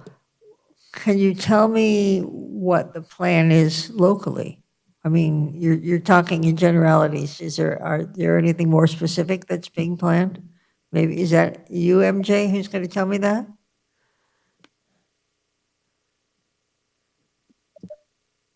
So if MJ's not gonna, is she coming up? I can't tell. But yes, we are planning to do more in the trainers from the Behavioral Health Task Force. Yeah, this is Mary Jane Ostrander. Yes, we would like to roll this out. Our next step is going to be putting together another Train the Trainer. We would encourage anybody that's interested in learning how to train people to be comfortable with asking these questions and even more comfortable with hearing the answers and knowing what to do. So our next step is to do another Train the Trainer, get some trainers out there. And any organization, group, or anything like that that's interested in being trained on this process and these protocols, we'd be happy to connect them to a trainer. We're just feeling like the more people in the community that are comfortable having these conversations, the more equipped we are, you know, the more we can reach those people that are waiting for somebody to ask. So let me ask, are there financial resources for the Train the Trainer classes? I'm just asking in a sort of a public sense. If for example, there is a not-for-profit or somebody out there who says, oh yeah, that'd be a great idea, but I can't afford it. Well, I don't think that we are charging any fees, you know. And as we roll this out, we're going to be, I'll take the health department as an example. If we have 2 or 3 people in the health department that are trained to go through this and train other people to be comfortable with this, then as an organization, we have internal training, and there's to be very minimal costs. So that's kind of what we're hoping to do, you know, have some trainers within the school, have some trainers within the medical community. I know I've talked to my doctor's office, and they're interested in their group having a training for a lot of their front staff as well as other staff. You know, I mean, a lot of the idea too is we got to watch out for each other. We got to watch out for our coworkers, our colleagues, and the public.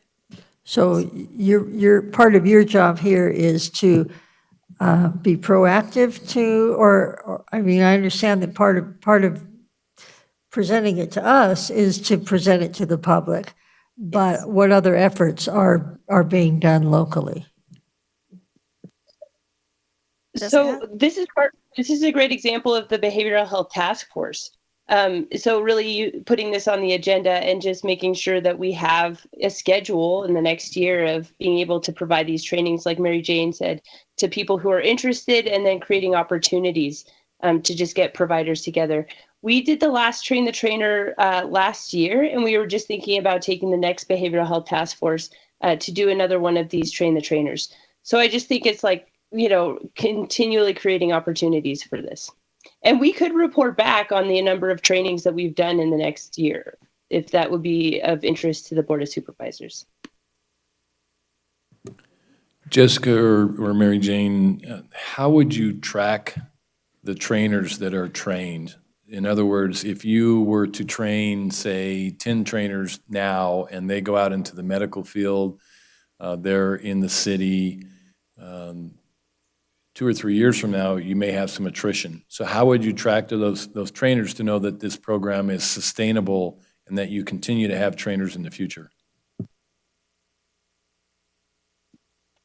That's excellent input. I think that that's something that we should discuss at the next task force. I mean, really, this has been largely informal up until now, and these questions from you, we could really develop a plan to have, to address some of these ideas.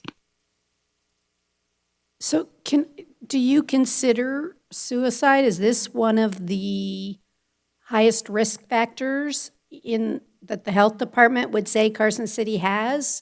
I've often wondered if I was to try and pinpoint one thing to work on and really put all of our efforts to accommodate something. Does suicide really reach to the top of the list? I think on behalf of at least our most team, our suicides, I believe, are down 50% in the last 2 years. So, and that speaks to the services, I believe, here in Carson City that we provide, and Carson City being flush with mental health services as well. And also, not to toot my own horn, but also to the mobile outreach safety team that the sheriff's implemented out of the sheriff's office. So since we went full-time, those numbers have dropped. And we can't necessarily, the sheriff might be able to, but I haven't been able to find any direct correlation. But the only thing really changed structurally is the fact that the most team went full-time, so. Yes, I don't think it either rises or descends, shall we say, to the level of the public health department. It's more of a first responder issue, which it would include, obviously, the EMS and the most team and the hospital. It doesn't mean that the health department shouldn't be involved, but I don't know that it's not the issue that people walk in with. I think a lot of goal is to get people involved that work with the public, or like I said, even work with your colleagues and staff. Is it a health department thing? I don't know. But is it just a community thing, possibly? And again, it's getting as many people out there comfortable with having these conversations. And I like the data collection, and we'll have to work on that, on how we can collect that data from our trainers and kind of track that. It's going to be hard to say how many are saved. We have all been to many presentations throughout the last few years that have shown communities that have enforced this type of protocol have seen a reduction. I don't have the science behind that. I can see what I can find, but yeah. Well, I think it begs a question from the standpoint of, would it be a useful service to the community to have those sorts of, that kind of data reported back to the Board of Health? And I think it would, but that's primarily from the community awareness standpoint. Not that we sitting as the Board of Health are going to do anything about it, but to be a public forum.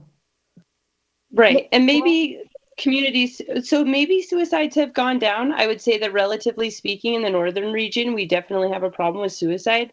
And, that speaks to the most team, that you see a lot of people who are suicidal. The Mallory Crisis Center is full often. So it's definitely not like this issue that's going away.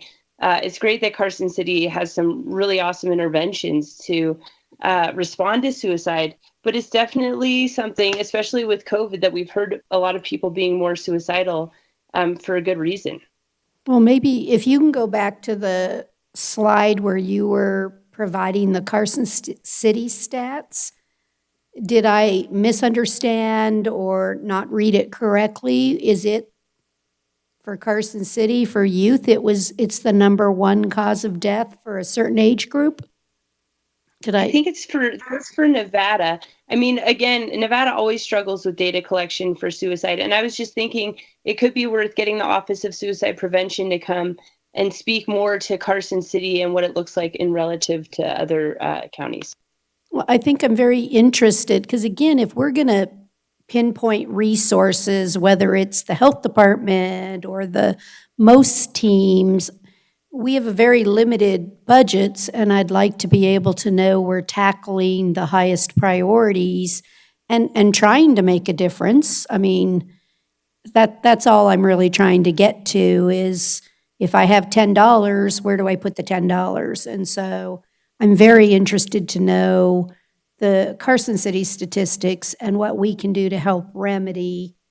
And it sounds like we have a good method here that we want to implement, but I want to also do more outreach if necessary. And so maybe even besides notifying on the Get Healthy website that there's a class coming on, put it on the front of the Carson City website. Register for a class today. It's free. Help save your neighbor's kids. I don't know. But like you said, that we make it a little more predominant that we want to push this training out in the entire community, because get the church leaders. Please don't forget them, right? Because they also do a lot of counseling and see a lot of issues. So I just like to understand if it's prevalent in our community and if we need to really work harder to address it. Well, and I'll just remind you, we do have a community health improvement plan that is an overarching document that the health department and we should be using to focus our health dollars on. And where this falls within that chip, it's, I mean, I'm not discarding how important it is. It just needs to be evaluated with everything else. So perhaps, MJ, the direction would be in 3 to 6 months to have a follow-up presentation for the Board of Health. That'd be doable? Talking about what the numbers, the local numbers are, the trainer numbers are, just again, as a more of a community awareness piece. It doesn't have to be a long presentation, but something. And where the program falls in the chip. Yeah. Yes, Absolutely, I can actually absolutely. speak to that. So the CHIP, the Behavioral Health Task Force, behavioral health is a high priority in the CHIP. That's why we have the Behavioral Health Task Force. It informs the CHIP. And one of the subcommittees, one of the top priorities was developing a crisis triage protocol. That is the Columbia Suicide Protocol in front of you. So this is actually direct action from the CHIP. Cool. All right, further comment? Thank you. That was very enlightening. Proceed on then to item 18E, possible action, including discussion regarding the proposed revised strategic plan. Nikki, I'll give it back to you. Madam Chair, can I have a request? Since we've seen this 2 times previously, could we just see if any of the Yeah, you know what? board members have questions? I was gonna do that, basically, or unless you want to. There have been, I'll make a quick summary. Is that fair enough? Okay.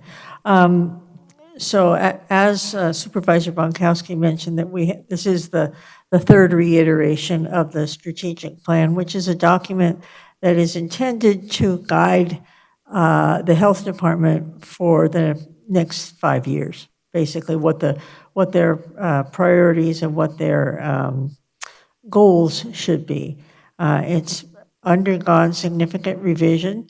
It's received input from a variety of people. A lot of the folks at the health department, in fact, most of the people employed by the health department participated in evaluating this. It also included evaluations from community-based meetings and as well as other input specifically from Board of Health members.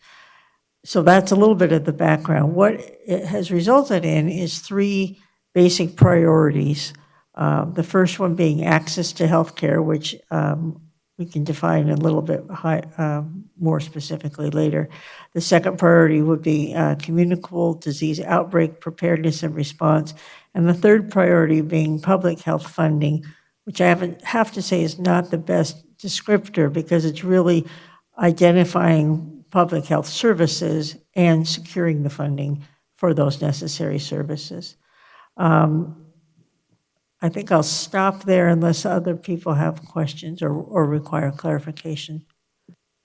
I would just provide some comment that from the first iteration to where we are now, we've seen amazing progress in this document. And with this iteration, I'm very happy with the end result and support it 100%. Thank you. Mm-hmm. So if I can, maybe mine are just a few specific discussion points on the plan. So I'd like to go to page 9 of the plan or 331 in our packets when I look at objective 2E, as in echo. So one of my questions, it says, develop a plan to contact. Wait, I'm sorry, because page 9 for me is not. 2E, objective 2E under 2E. priority 2. Priority 2. It's up on this slide. Yeah. It's only on this slide, not that slide, because they're using that for the WebEx, right? Okay, I'm sorry. Thank you. I found it.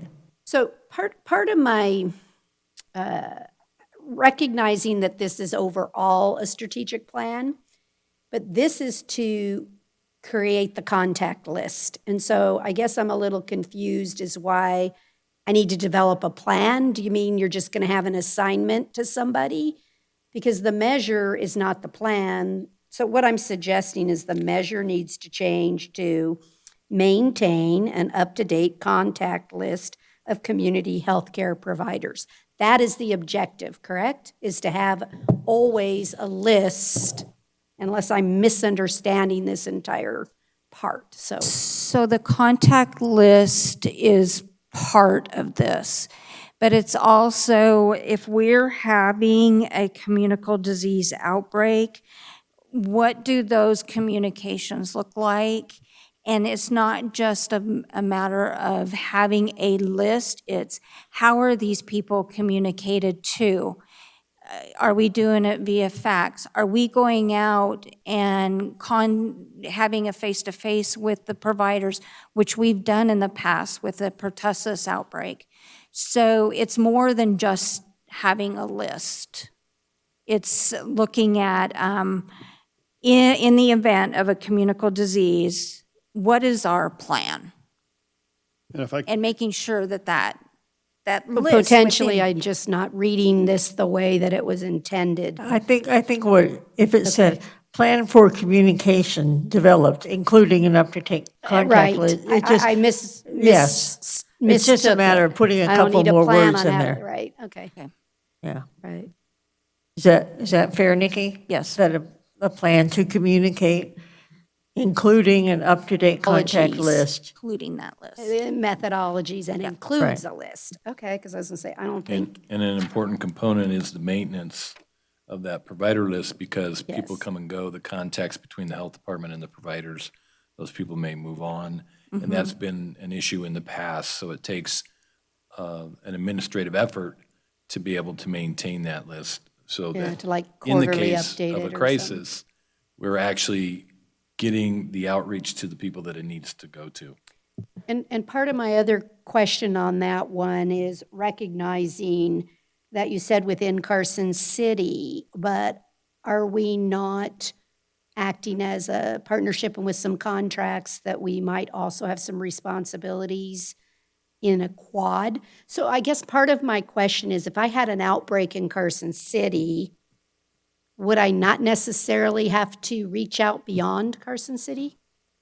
It would depend on what that outbreak is. So I'm just suggesting that related organizations, not necessarily within, just a slight rework to 2E is all I'm suggesting. Thank you. And as part of that plan, it's also identifying, you know, what we've even seen today. Who is responsible? What position is responsible? Because as we have so much, you know, people take on more duties and more duties, and but it's identifying that specific person or position, Backup. not person, Right, but right. And a position backup. that is responsible. I might also add that this type of list or contact list feeds back into access to healthcare as well, because one of the, just on a practical basis, the health department gets calls that, like, I can't find a doctor. I can't, you know, where do I go for XYZ service? And so not only from the emergency perspective, which is not arguably very important, but also from the general access to healthcare, having those sorts of lists of providers or of all sorts of services, to me, is important. Were there other? And then I just had on objective 3B, as in boy. On priority? 3. Priority 3B. Yes. I'm trying to understand the objective at all. I'm trying to understand what this means. You're going to go through every grant that you have and determine whether it's good to have the grant? Because it says value-added grant programs and base costs. Well, I'm trying to, what are you getting at? And the measure is the evaluation is complete, but I don't understand the baseline. I think that's objective.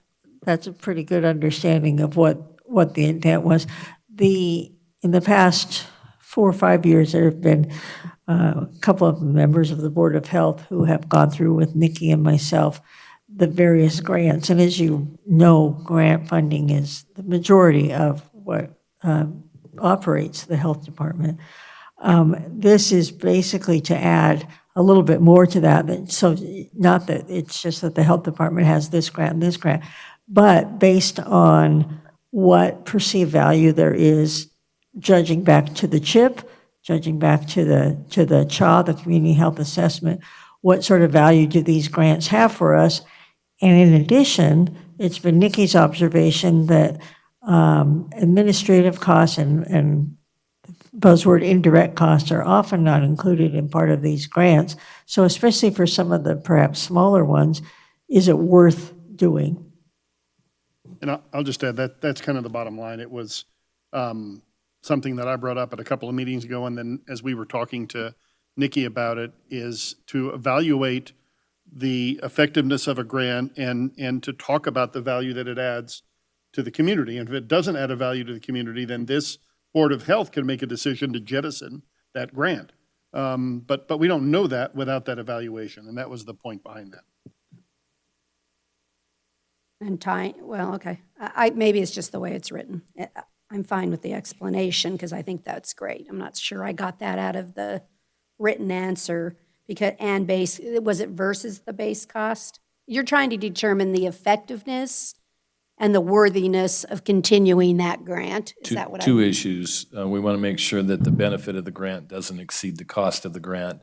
And secondly, we want to make sure that the tail's not wagging the dog, that the grant that we go after, that we want to try to prevent the health department from crafting a program to the grant rather than to our needs.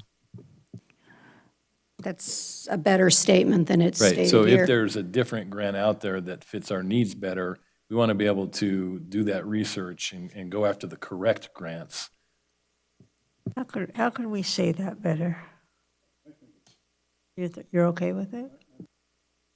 I'm fine with the explanation, like I said, I don't know, evaluation to identify the appropriateness of each grant. That's really what you're wanting to evaluate each grant to determine if it fits the Carson City CHIPS. Like you said, it's not to save staff, it's to meet a goal, right? It's supposed to be helping the health indicators and things that we're trying to accomplish.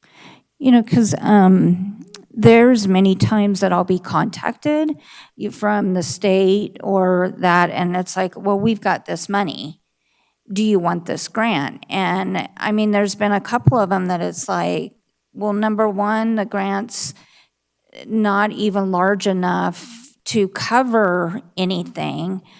And the, or it's piecemealing. We've got enough of piecemealing going on over there with individuals with grants. And it just doesn't fit our mission and vision and what we're trying to do. So there's some grants that when the state contacts me, it's like, this doesn't make sense for us. And I think, Lori, at the end of the day, that the four of us that worked on these revisions, as John is fond of saying, we didn't want to let perfect get in the way of good. So we have spent so much time on this, trying to wordsmith this, and we haven't been able to find maybe the perfect verbiage on every one of these. But I think at this point, our feeling was, let's pass it, and then in further reviews, in future reviews, we can maybe refine it. But at this point, this is the third time it's been in front of us, and we really need to get it passed.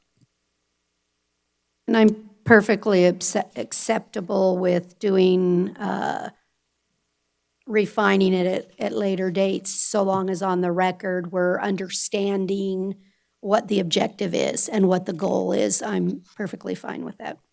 Well, and I think that there's a built-in response. What you notice that many of the measures have dates in them. And so those are the opportunities for the Board of Health to make those refinements. And this will come back to you annually as far as our performance measures. So I see this as a fluid document too. So if, we're finding annually that we need to tweak a measure, what have you, I feel we can do that.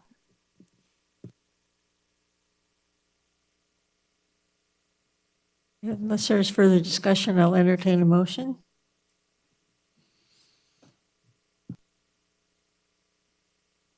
I move to approve the strategic plan with the minor grammatical changes read into the record on 2 Echo.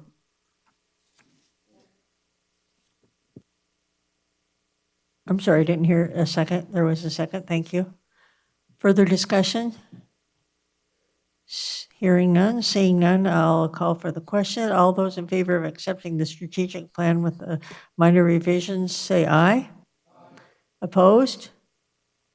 Thank you. That carries. Thank you very much to Stacy and Brad for working on this along with Nikki and I. Yeah, I just want to thank Nikki too very much for her efforts and bearing with us to listen to our complaints. Thank you. Oh, thank you. We'll call for public comment. Des, wherever you are in space. I see no public comment, Madam Chair. Thank you. I don't see anybody out in the public either, so now we will all nod in approval as we adjourn as the Board of Health. Thank you. Thank you, Madam Chair, for not, although it would have been fair for you to continue on and run the rest of the meeting after I tried to do it to you. Shall we take a 5-minute break before we tackle the last item? Yes. We will take a 5-minute break. Be back here at 1:02.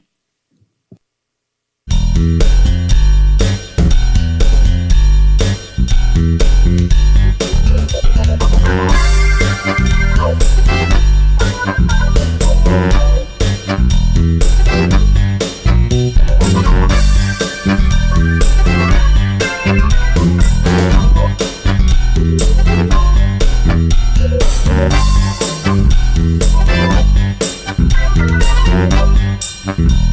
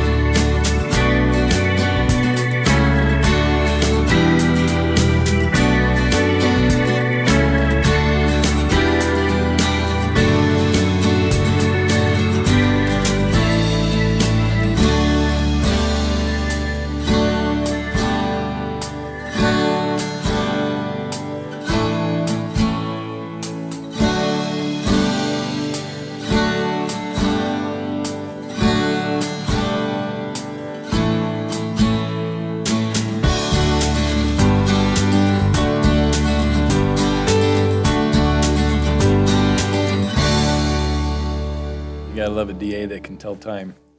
Comes back on time when I'm trying to start early. All right, I'd like to call the meeting of the Board of Supervisors back to order. We will reconvene. We are now on agenda item 22A for possible action, discussion and possible action regarding directives and recommendations concerning Carson City departmental and staff functions in Carson City as a consolidated municipality in relation to the exercise of emergency powers pursuant to NRS Chapters 244 and 414 and CCMC Chapter 6.02 for the purposes of ensuring the health, safety, and welfare in Carson City in response to the global coronavirus pandemic. City Manager, are you starting off, or Nikki, are you starting off? I just have one thing Okay, go to ahead. say. So, our COVID supply warehouse is up and running, and as of yesterday, we've had 83 orders. Some of the supplies have run out, but new orders are on the way. These supplies are face shields, gloves, and the sanitizer stands. And deliveries are being made approximately twice a week to the local businesses. Maybe we should be putting little stickers on the face masks that say not compliant with the governor's mandate. All right, the face shields. Face shields, Yeah. right?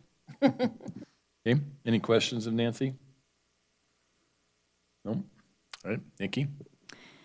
Nikki Aker, Director, Carson City Health and Human Services. So most of my report was included in the Board of Health, but I did pull up the hospital data, which Supervisor Barrett was asking about. And for Carson City right now, 61%, and this is as of yesterday, sorry, 61% of licensed beds are occupied. 67% of ICU beds are occupied, 27% of ventilators are in use. And like I reported in my report, there are 2 hospitalizations that are confirmed COVID. I do want to make a note there that Carson City could be reporting that we have, say, 3 hospitalizations. That's not always in our Carson City Hospital. It could be in a higher level of care hospital. So, and so then looking at our northern region, 67% of licensed beds are occupied, 47% of our ICU beds are occupied, 22% of the ventilators are in use, and there are 36 confirmed COVID patients in the ICU. Excellent report, and sounds like we're in decent shape. We are. Thank you, Nikki. Any questions or comments for Nikki? Stephanie, did you have a report? No? Sherry?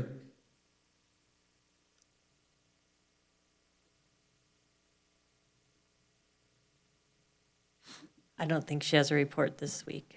No? I'm sure Sherry would love to tell us that sales tax revenues are up. We won't get that information till the end of October, so her next update will be the first meeting in November. All right, you're off the hook, Sherry. Anybody else that has any comments or reports to give under this agenda item? Sorry. Sorry. Nancy, on the, I think 81 or 83 deliveries that you said, we had allocated $1 million for business PPE. Do you see that being spent by the December 31st date or whatever? I'll have to look up that. I just have the number of items that have been ordered. I don't have the dollar amounts. How much have we already spent in that particular line? Oh, you don't Right, I'll have have to much? get that for you. Thank you. and I'd get back appreciate to that. you. We're still hoping that they'll come out with some Extensions? extension, yes. But even if they don't, we don't have to have it in the hands of people. We just have to have Ordered in our, bought it. that's what I We said. have to How much have have we expended? Right. John? Well, only that this is the month, and I imagine it's true for the Sub-Conservancy too, that the Airport Authority will be meeting next week instead of the night before, so I have no report except that. That's correct for Water Subconservancy as well. And then next month, they'll actually be meeting a week later. No, RTC Campo's meeting a week later because of Veterans Day, which may conflict with our Water Subconservancy meeting. Anyway, we'll get it straightened out. Any additional reports, comments, questions? Going once? Just in general? Nancy, and then back to Lori. I just wanted to add one more thing. I forgot I saw a tweet from the governor that he announced a 20 million relief package for small businesses and nonprofits. And that will also, they'll be able to use that for PPE and rent. And I think it's up to like 10,000 a business. So that's from the CARES money also that the state has. I thought I heard a report on that this morning on NPR that it was 10 million, but I could be wrong. But yeah, there is that money for businesses. Well, and I think, if I'm not mistaken, also, I think maybe I was with Stephanie, I can't remember now. We did not make the naughty list again, right? Carson City is still remaining compliant. That's correct. Stephanie Hicks, Deputy City Manager. For the record, we had one elevated factor, but we are still off of the list. Liking it. All good news. Okay, last call, going twice. Gone. All right, we will move on to agenda item 23, Board of Supervisors non-action items. Any future agenda items, status review of projects, internal communications, correspondence, and staff reports and comments. City Manager, any reports or comments? No other reports. All right. Then we'll start with Stacy over here and work down to John. I know when we were, so I have two things. One, Stephanie, you mentioned that the affordable housing land on Butteye Way was coming back to us. And with the testimony we heard today from the courts about transitional housing and whatnot, I'm wondering if it's not too late, and I'm just asking if it's not too late to find a way to incorporate maybe some space in there to be designated for transitional housing. So I'll throw that at you if you can. I mean, it's kind of late in the ballgame to mention that, but maybe there's a way to get 2 or 3 units that we can somehow, as a city, own or pay for or whatever for transitional housing might be a solution. And Stephanie Hicks, Deputy City Manager. So they're currently working on the development agreement, which is what will be coming forward to the board in December. I can certainly reach out and make that request and see what we end up with. Yeah, I mean, obviously it doesn't come free, and I don't think we expect that. But anyway, it's just off the cuff. More of a reservation of space. Yeah, if there's a way to do that, because I think it's very clear that it would be, and we brought this up in our strategic plan back in January, where we talked about, that $300,000 that we had from the sale of that land that we still haven't designated, and maybe we kick that towards that project, and that buys us 3 or 4 rooms. I mean, it's very clear we need transitional housing. I don't think there's any question about that, and if we controlled it ourselves, we don't have to worry about agreements or grants or, any of that kind of stuff. So if it's a possibility, great. If it's not, it's not. My other comment, CTA board meeting was this week, and David Peterson, the executive director, has a relationship with a company called Destination Analysts. They are a non-biased, non-paid-for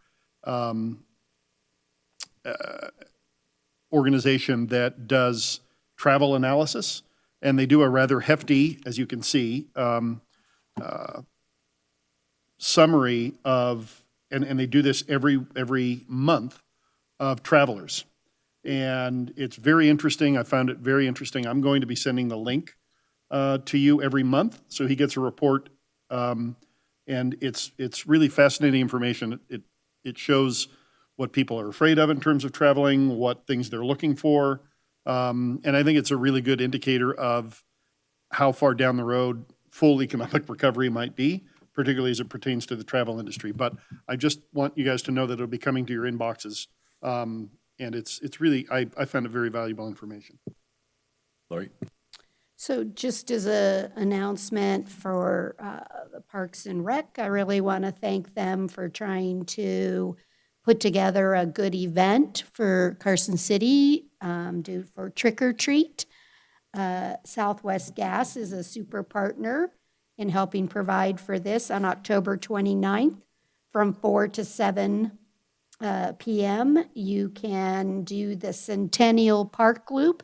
There's about 35 decorated booths and things with proper gloves and sanitation and all that kind of stuff. But please, for safer trick-or-treating in this environment, because I know many of you want to still partake in that, you just stay in your car and you'll be able to go through some safe trick-or-treating. So I really, again, want to thank Southwest Gas and the Parks and Rec and Open Space Department for thinking outside of the box to provide this event safely for our children.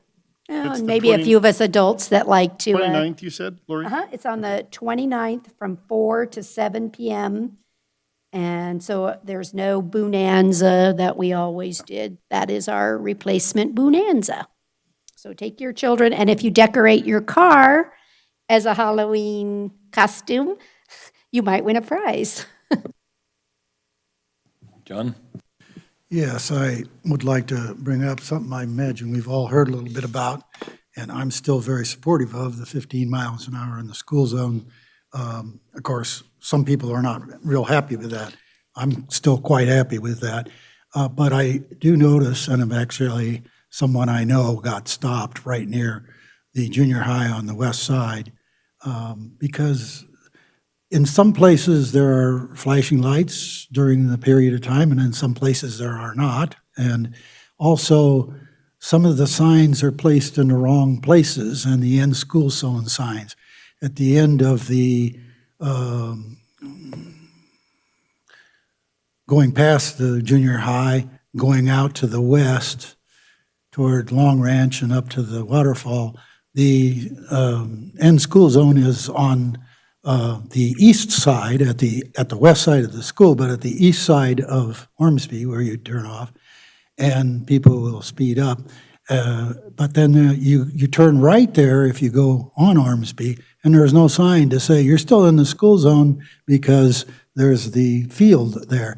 There are similar circumstances coming out of the junior, and I know a lot about this because I live right near there. As you come out on, I think it's Musser, kids get dropped off and people come out tearing out of there at 30 miles an hour, 40 miles an hour, and other people are driving on the on those side streets, and they're not honoring the near the school 15 because they've dropped their kids off and they're headed for work, et cetera, et cetera. Sealinger School, I go over there a lot because of Sonoma Park and my dog, and there's no signs. I mean, there's a sign, but there's no flashing lights. So this is a problem we have to address. I hope that Lucia Maloney, I'm sure she's aware of it, but I hope that we're working on it. All right, a couple of items, just going back to the trick-or-treating. Please note that there will be no trick-or-treating at the Governor's Mansion this year. So more incentive to go to the event that Lori mentioned. The Carson River Trail ribbon cutting will be October 30th at 10 a.m. Everybody needs to show up at the 5th Street Trailhead, just to the east of the roundabout, in time to make that 10 a.m. ribbon cutting. So I encourage you to go out. It's a great trail. This first phase of it, it's very wide, it's really well done, and it connects to the Mexican Ditch Trail. So go out and check that out.